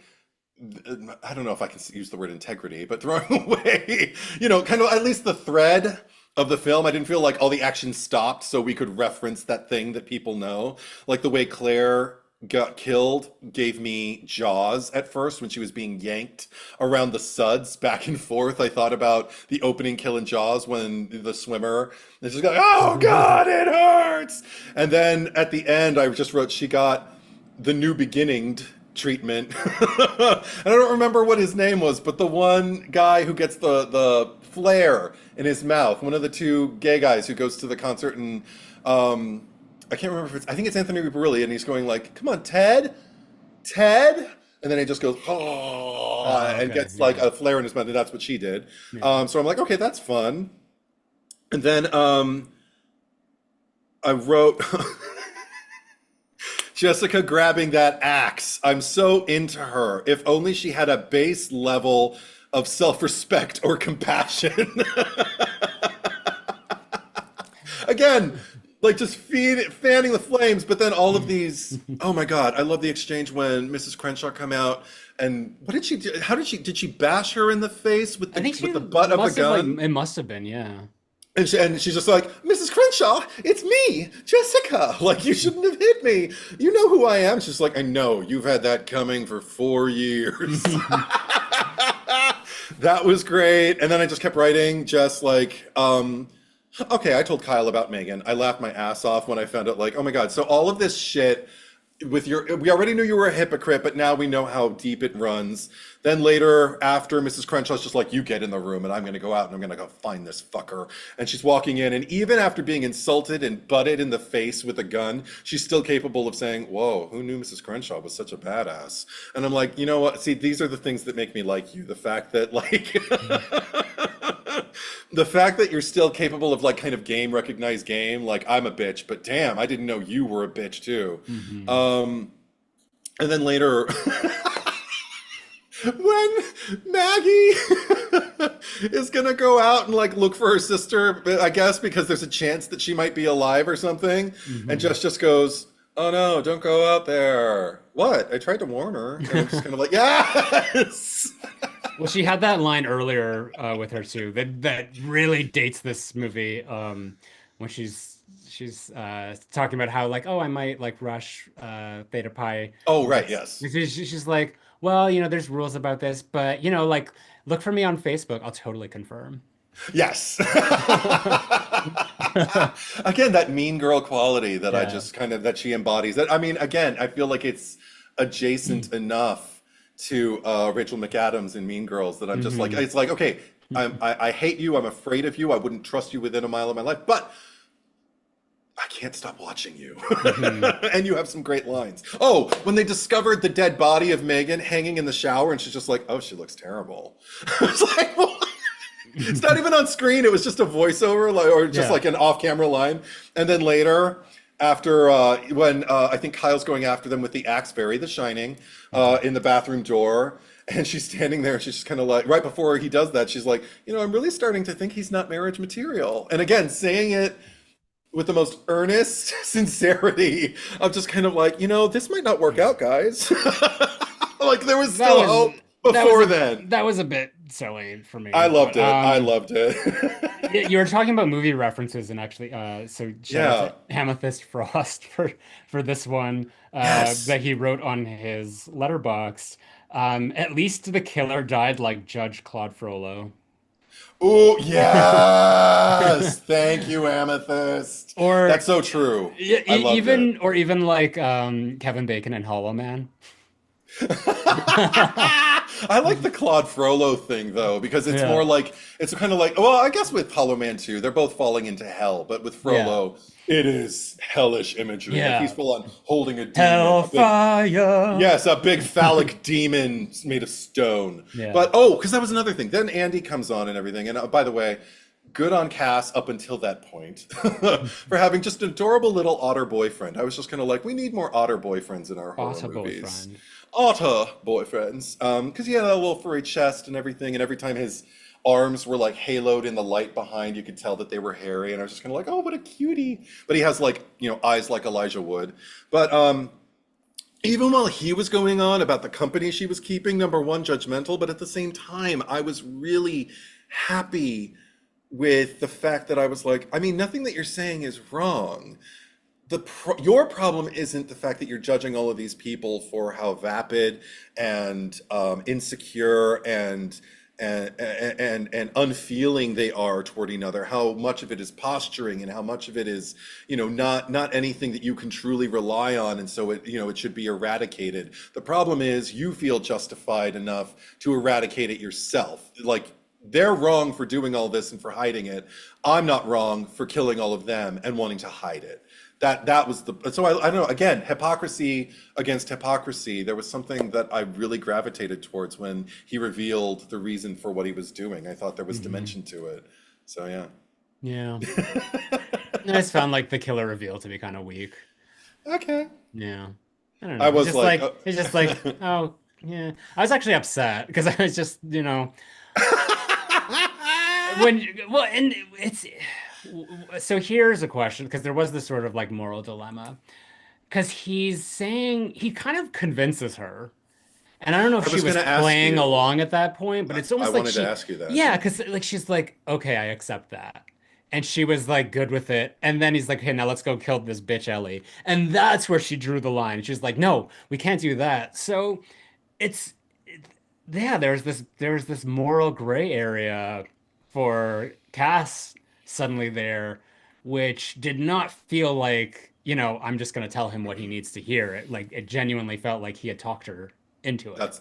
That's what it felt like for you. Okay, because Yeah. that was a question of mine. I wanted to know like how was your read? Because I guess I had more faith in her. I mean, again, I don't think she's like this great person, but But she's done all this charity work, you well, no, know? no, no, no. But I mean, because that was another thing you brought up, having an issue with like earlier, a fact that they were all kind of like one monotone, like hive mind voice, like instead of like having different points of view and different motives Yeah. for like keeping, the secret to themselves. I can't argue with that and tell you you're wrong or anything because you're right. But that said, the thing that I appreciated about it was the fact that there was like a uniform wall of defiance against Cass in that moment, and the way they got her on board was not by convincing her, but by incriminating her. By like, yeah, we took your jacket, we wrapped the body in it, so now if you say anything, you're gonna have a time convincing other people that you weren't the one who did it. And you know what? We're all in agreement right now that if you tell anyone, we're all gonna fucking say that it was you.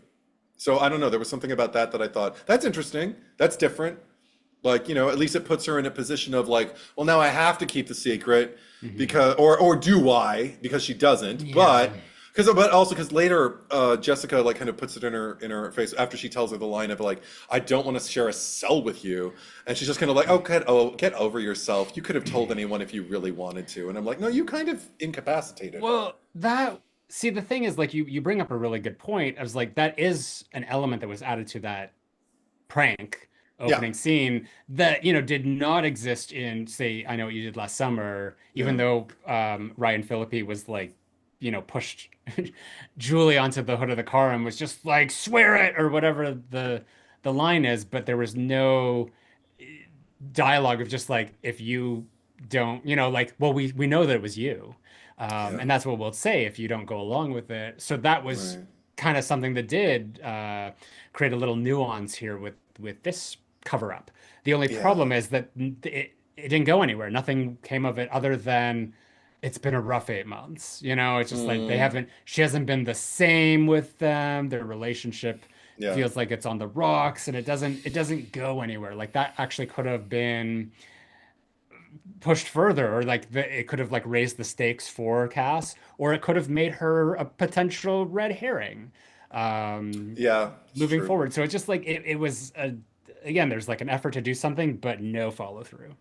Okay. I mean, it's like I said, I've seen it the once. I do want to see it again before I rate it officially on my letterbox and everything because I was so bowled over by the amount of surprises that they housed for me. Yeah. I'm reading here. Amethyst says, with regard to the whole Jessica, not Jessica, the whole Cass Hmm. and Andy of it all. To me, it felt like she was just playing along. He literally killed Jessica right in front of her. And Grant says, I think she was probably just playing along, but I might headcanon that she was genuinely considering it. Like, yeah, Would you would you consider it I would not consider it because what would that life be like? for your otter, He's not my otter. your No, otter and Andy? I still think Mickey's hotter, but but I I wouldn't. could You could make a Yes, little rhyme out of that. I could go for the otter, I could go for the hotter, but I'd rather go for the hotter. but no, I mean, it's just the idea of the prospect of living a life like that is just another cage. And I think it's an even worse cage than the one that she was living in with her sorority sisters because she wasn't even really living in it with them at that point. He was her sanctuary. And it's like, Yeah. now I know there's this huge secret that we share, and I just have to spend the rest of my life literally looking over my shoulder, wondering if I upset you, are you going to turn on me too? What's going to set you off? Because obviously you feel justified enough in doing all these things that you thought were wrong when they were doing them. What is it going to take for you to think that to change your mind and think I was wrong too, and I deserve to die, and you can inherit my wealth or something, but whatever. But so I don't trust him. No, I would never want to be in that relationship, otter or not. But but I just think it's too cunning. That character, I think is I don't think she's, the smartest final girl ever, but I do think she's got enough of a survival instinct to just kind of say what needs to be said so he won't do any more damage. And what for me, that it wasn't that the turning point was when the threat was Ellie. It was the fact that like well, I can't fake that. I can't fake kill Yeah. Ellie, you know? I'm not without like getting behind a closed door with her, whispering Yeah. about it, staging something and making a plan, and he won't let us alone for that Well, long because the house is on fire. he already didn't trust her because it was just like he came back, he's like, you lied to me, and blah blah blah blah. So Right. yeah, I mean, that wouldn't have been a good situation one way or the other. Yeah. I was just testing your, you know, like how far My would you own go for my own your, final girl skills, but well, well, what about no, you? for how far you would go for My otter. your otter, your taste and your proclivities. Um, No, no man is worth that. No matter who no, he is. no. No. I think that like it just my issue is that it didn't feel like it the way that it read on the screen was like, okay, yeah, I can handle this Yeah. until it was like we have to kill someone else. No. So yeah, it was just it's all these details that just weren't smoothed out. Obviously people, perceive that a different way.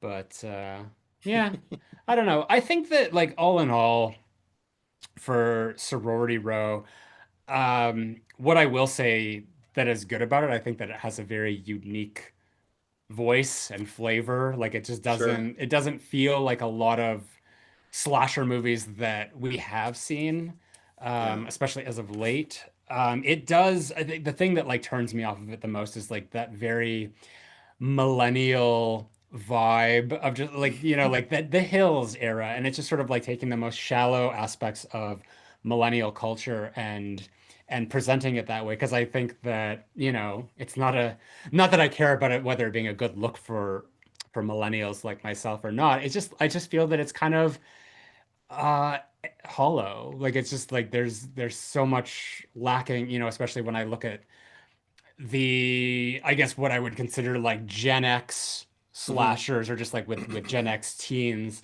like Scream or I Know What You Did Last Summer where I feel much more tuned into those characters whether I'm supposed to like them or not. They feel a lot more Hmm. realized where I feel like Hmm. just because of like where the cultural zeitgeist was in the mid to late 2000s with Hmm. the kind of shows that were out that it was sort of like giving permission to just be as vapid as possible. Like you didn't have to put any effort in and it was actually we can have fun with it and make fun of it and that would be the comedy and I appreciate that you find these moments funny in the movie, but for me, it's always just sort of like makes me wince and just like, oh God, like it's just you're trying to be funny at like the expense of this because this is not real people, Mm, okay. and that's probably my issue with it because like you can have characters and they can be interesting and they can be funny and all that, but I'd like at least this doesn't have to be like humanity, but just sort of like a tinge of some sort of realized person in there. And these all felt very, even though the performances I liked, it just felt like they were very two-dimensional and kind of like cliches and just like tropey kind of characters. Okay. Or shorthand. But what I'll say, Mhm. what I'll say is, I did just while you were talking, just think like I think I have a microcosm of this movie and my reaction to it overall, because like I said, it's not full-fledged like yes, A pluses across the board, but I Mhm. did enjoy it. But I think it can be kind of like all encompassed by the death of Mickey, which the the fact that first of all we set up a character who is for all intents and purposes a stock character. He's a cardboard Mhm. cutout basically. Would a guy living that life be much more than that? I don't know, but Mhm. I'm comfortable with the way it was performed. And then he ends up getting trapped in a wall. And Yeah. in A walks the laundry chute. killer. Yeah, in walks the killer with this a little Halloween 5 action. In walks Mhm. the killer with their little kind of like, Swiss Army of Death. And um and pokes one of the things, I can't even remember which one, The but pokes spear. the spear, I Yeah. guess, through the wall and misses him. And and he's like, "Oh no, no, no, no!" Like pleading for his life and everything like that. And I'm like sitting there going, like, "Oh my gosh, like you're okay. You genuinely seem penitent the way horrible guys are penitent like seconds before they know they're about to die because there's a chance they might be able to live and they'll promise whatever. Will they ever do it? Probably not.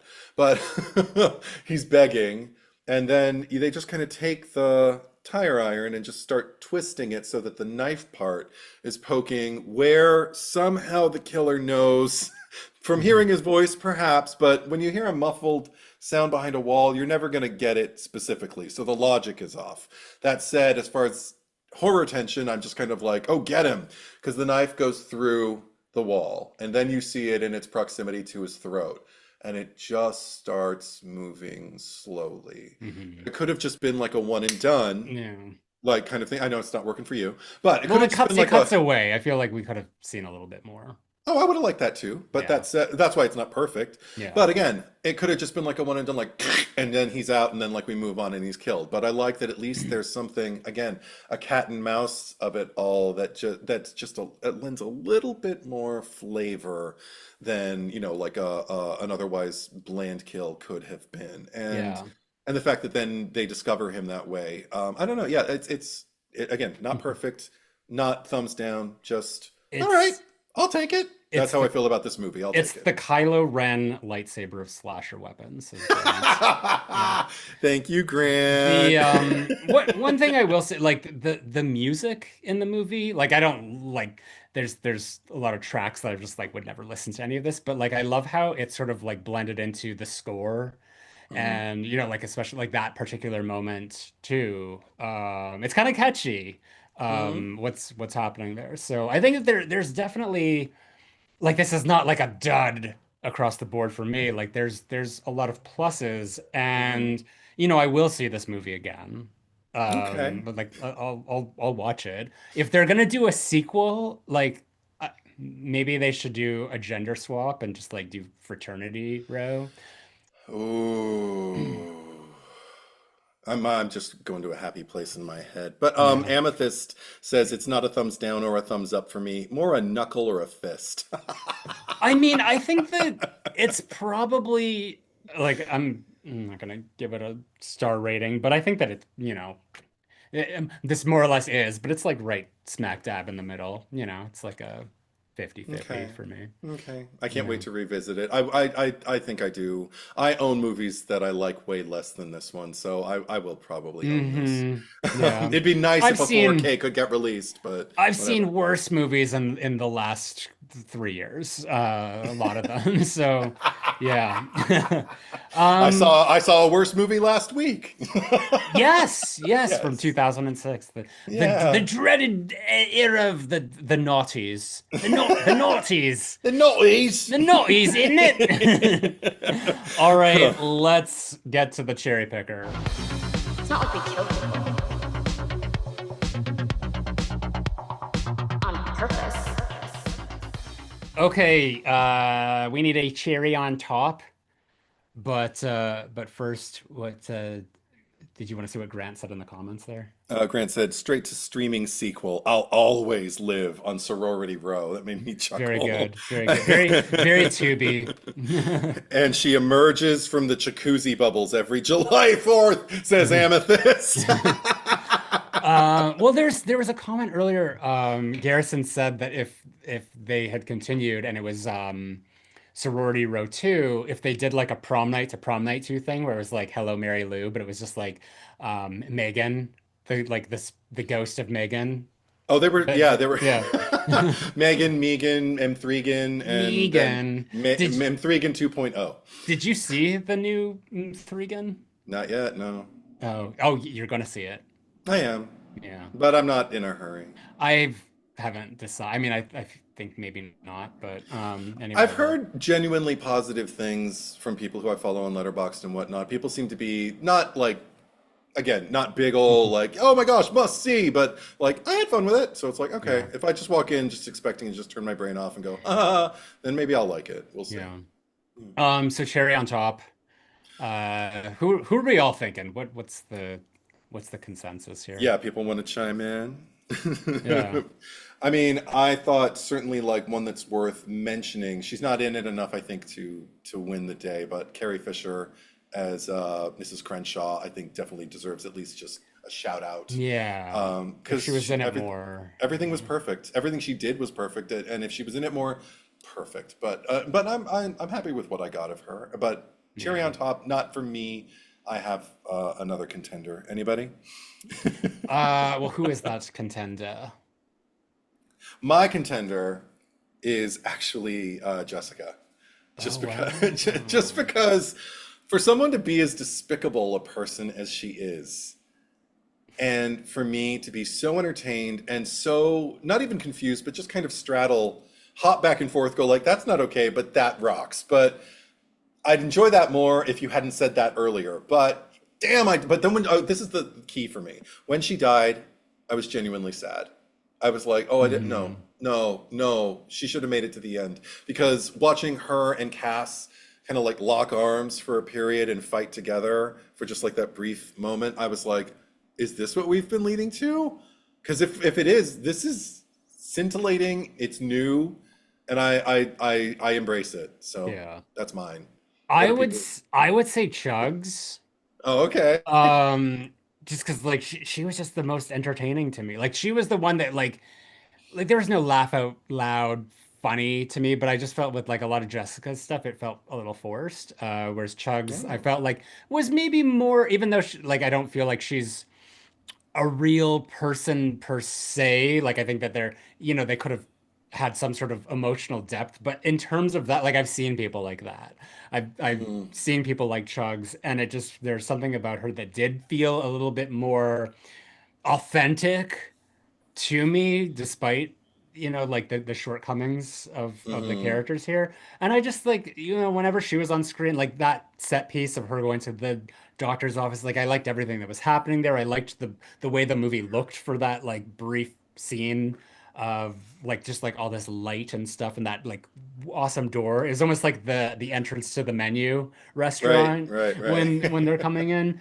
um but Garrison's the only one who seconds that. It sounds like everyone else is kind of on board for Jessica. So I guess it's Jessica. Eric says, I would say Chugs, but she was axed too soon before she could make an impact on me. See, that's the other thing is like, yeah, Hmm. like I said, like she had some really, really great lines. She was kind of the one to follow for me, even though, again, total despicable character and made a lot of mistakes. But then she Yeah. died, and I was like, oh, well, who's gonna be funny now? And then I saw Jess, I was like, oh, it's you. So Yeah. Okay. begrudgingly, you relent. I relent. I relent. All right. So last week we asked you who deserves to die the most, and I'll always know what you did last summer. I nominated I didn't even write their names down, so I forget. I think it was Roger. He had a last name too. They both had last names. Yeah. So I will find them real quick here. Okay. Because it's too important to go without them. Roger Pack was the Okay. character's name, and you nominated Amber Williams across Right. Patreon, Instagram, and YouTube. The final vote was 241 for Roger Pack and 161 for Amber Williams. Cool. Anyway, Owen Wagner. I'm guessing there wasn't a picture of Julie to nominate. Just kidding. My vote would probably be for Roger just because Amber gave me more unintentional laughter. This movie is terrible, and hopefully Mm. the new one is better. It's a pretty low bar. Yeah. Mad Apple, a full cast execution would be fitting. A full cast A execution. full cast, just line them up, every single person in this movie. Get them out of We there. just split it down 50-50. You Yeah, take half, I take the other half. All sure. right. I don't even remember who was our cherry on top Ben Willis ghost I think so. zombie. Yeah. Amethyst Wow. would know. Yeah. I'm just like just to give you an idea, like because Ben Willis in the franchise proper, like he's not a great villain. The actor who plays him is phenomenal, and I've seen him in other things, but like the character itself is just like you're giving nothing. Like it's almost like he is um Mrs. Voorhees essentially without any gay energy because he's not in the movie. He just shows up at the end and is revealed as the killer, but is giving nothing. And then in the Right. sequel, he just shows up and he's like, "No more running. It's time to die." And it's like, You weren't even gonna monologue. Come on, man." Yeah. Amethyst is confirming it was Ben because of Don Shanks. Yeah. That's why. Yeah. Antipuzzo, they all need to go, but I choose Roger since I can at least laugh at Amber. This movie is a travesty, and I refuse to accept it as part of the canon. So happy we are finally getting a true third installment. I hope Eddie enjoys it. Bums me out he doesn't love I Know and I Still Know or Julie James. Haha. As a 90s kid, those movies are some of my favorites. As an exennial, I respect that. Exennial. Exennial. I'm not quite X, not quite millennial. Yeah.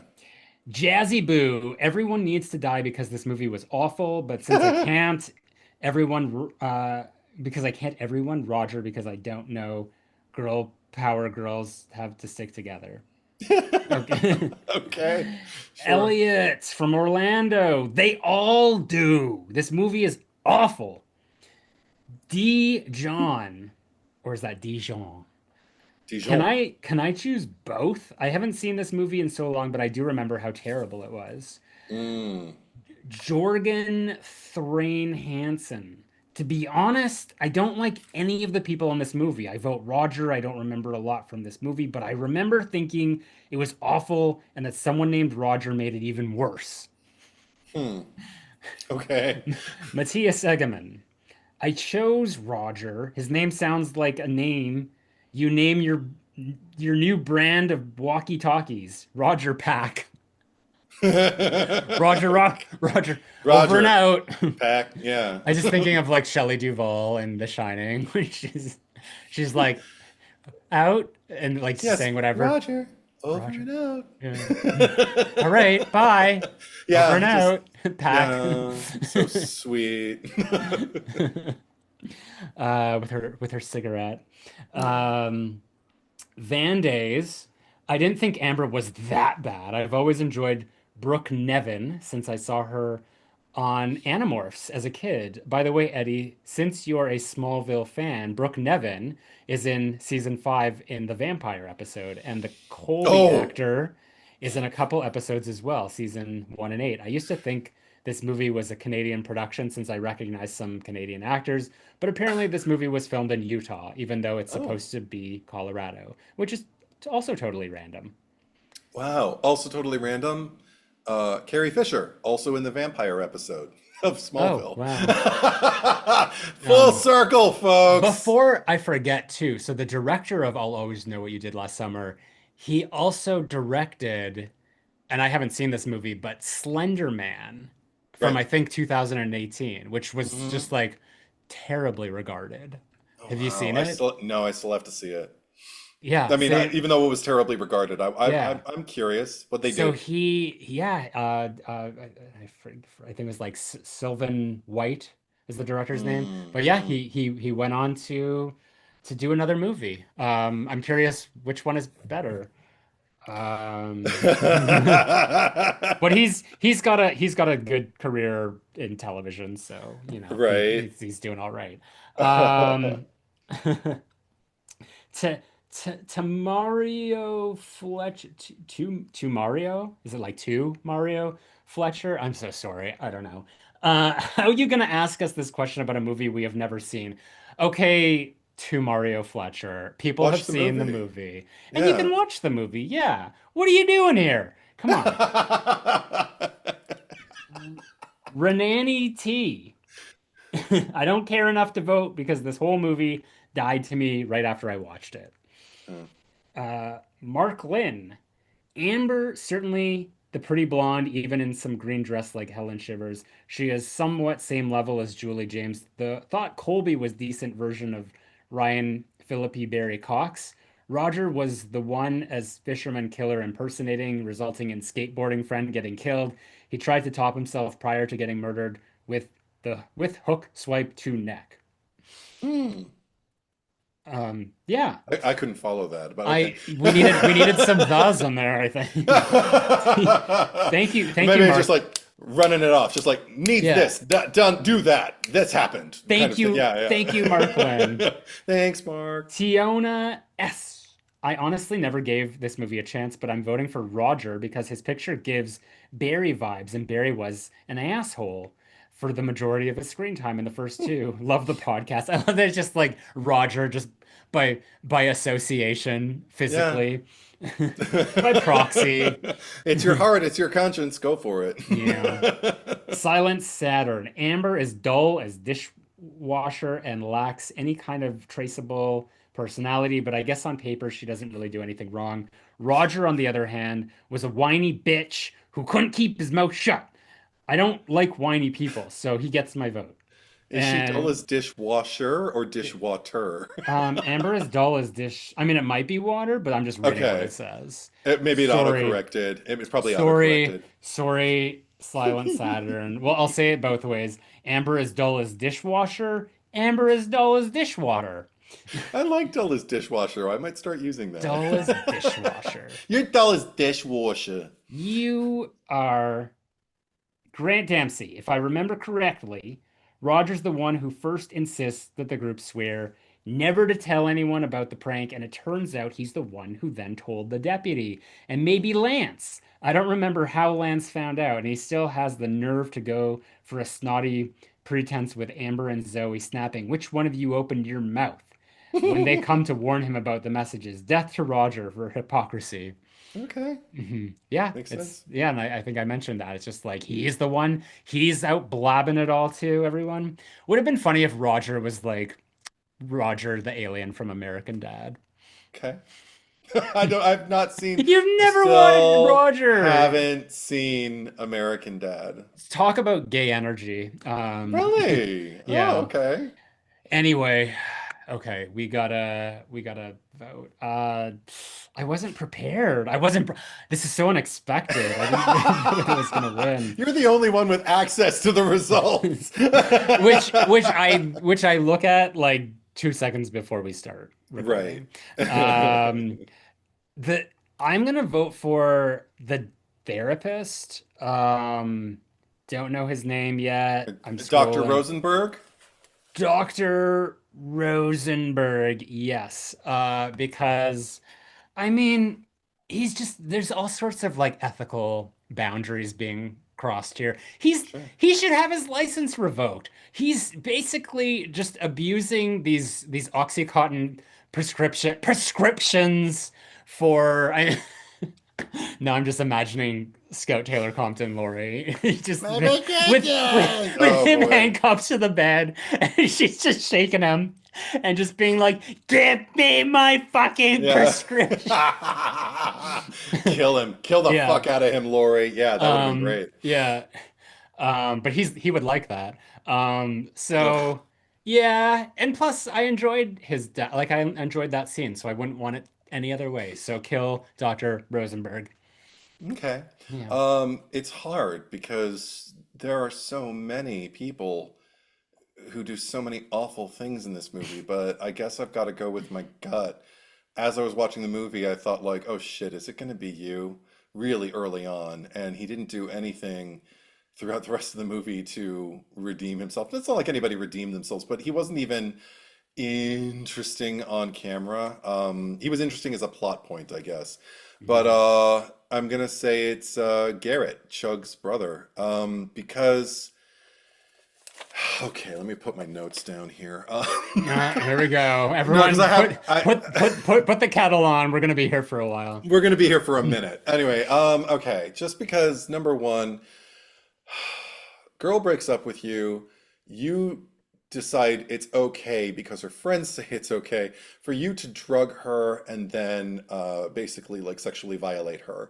Not okay. Like right off the bat, like there's a bad taste in my mouth. Then on top of that, you're freaking out, you know, and you're so freaked out because you're so fucked up because you fucked up with the decisions that you made. Like all you can think about the way this is going to like reflect on you, and to the point where you're virtually driven to do something that was unnecessary. You didn't know that it was unnecessary, but the fact that like I think the fact that after everything that he had done, that he was willing to also keep the secret thus far and incriminate all of these girls alongside with him for something that he did. Granted, they had a hand in it, but there's just something about his positioning in this movie that is always wrong. Even when he starts like threatening them, I understand that he's like self-harming at that point, but um because he's a fictional character, I feel justified in saying this. He can't even get that right because he survives, obviously, at the end of the movie. So now we have someone who I never liked, who I was never interested in, who at least like the survivor girls, like Ellie, Maggie, and Cass all had an angle at one point or another I could get on board with. So at least I can kind of like look forward to seeing them if a sequel happens with them. If a sequel happened with him, I can't see the nuance. I can see the closest we could come is like maybe, and I'm just back to the pod again here, but the closest we could get to nuance, I think, with that character might be if he had the presence of mind to bring up their hypocrisy and how fucked up it was for them to set him up, but it still justifies nothing that he's done. So, and I just feel like he's worse than the Otter. He's worse than all the guys. He's the worst guy in the movie for me, arguably even worse than Dr. Rosenberg, because yeah, Dr. Rosenberg is a piece of shit. He deserved to die, but he did die. And Garrett didn't. Fuck that fucker. Kill him. Allegedly. Allegedly. If you perceive the ending the way we perceive it, then clearly he needs to die. He's a destructive force. He's gonna do further harm. Fuck that fucker. Get him out of my movie. Okay. There you go. There you go. Okay, well, you can vote for either Dr. Rosenberg or Garrett Bradley. I put the poll just for right now in just the shits and giggles. Just for the chat while we live stream, and so far it is 67% for Dr. Rosenberg. So very impassioned argument, but you know. Yeah, we'll see. Good luck. Well, that's what you can do. If you agree one way or the other, you can head over to Patreon first and foremost. The poll is free for everyone, but while you're there, why don't you go ahead and throw a little support our way and be part of the live stream. You can also vote on Instagram, is what the application is called, and you can find us there at the Cherry Picker Pod. And also on YouTube here, the post goes up every week. If you are listening, please go over and, you know, if you're here, subscribe. And if you would prefer to listen, the RSS feed link is in the descriptions down below. Edward, where can they find you? On applications such as the Instagram and the, how you say, letterboxed. I don't know where I'm from. I'm from everywhere. The letterbox. Edward is truth, one word, traditional spelling. How about you, Zack? Sorry, that was rude of me. You can... No, it wasn't. I was doing the same thing. You can do it. You can find me on my main YouTube channel. It's Zack Cherry, Z-A-C-K space C-H-E-R-R-Y. I am on the Instagram at RetroBitchFace, Letterboxd RetroBitchFace, and Twitter, ZackCherry8. What do we got going on next week? Oh boy, another 2009 epic, isn't it? Is it? I think it is. Is it? Isn't it? In it, it's an Ortiz, isn't it? Is it the fourth one? The quarter? I don't know. The final destination. Yeah. Or if you're like alphabetizing it, Final Destination V. Yes, there it you comes go. After Final Destination 3. Don't you roll your eyes at me. The doesn't count. You have to eliminate the or the all the other little words. That's the first. Yeah. Gotcha. But anyway, yeah. but we already have Final Destination, so it would have to be the. They could have just called it like Final Destination 3D because when I shelve franchises, I generally tend to. Oh, well, I do chronologically, but when they're released. But if I were going to do like a franchise and organize it, I would do it in the order of release, you know, not alphabetically. I wouldn't put the Final Destination at the end every time there's another Final Destination sequel that comes out. Oh, okay. Anyway, so that's the movie we're doing. That's what we're doing. And apparently we've got the 150th episode. I don't even keep track of these things. The amethyst is on top of it. But yeah, I guess that's the Patreon choice this month. So what will it be? We'll put the poll up and find out very soon. So anyway, thank you for watching. Thank you for listening. And we will be right back.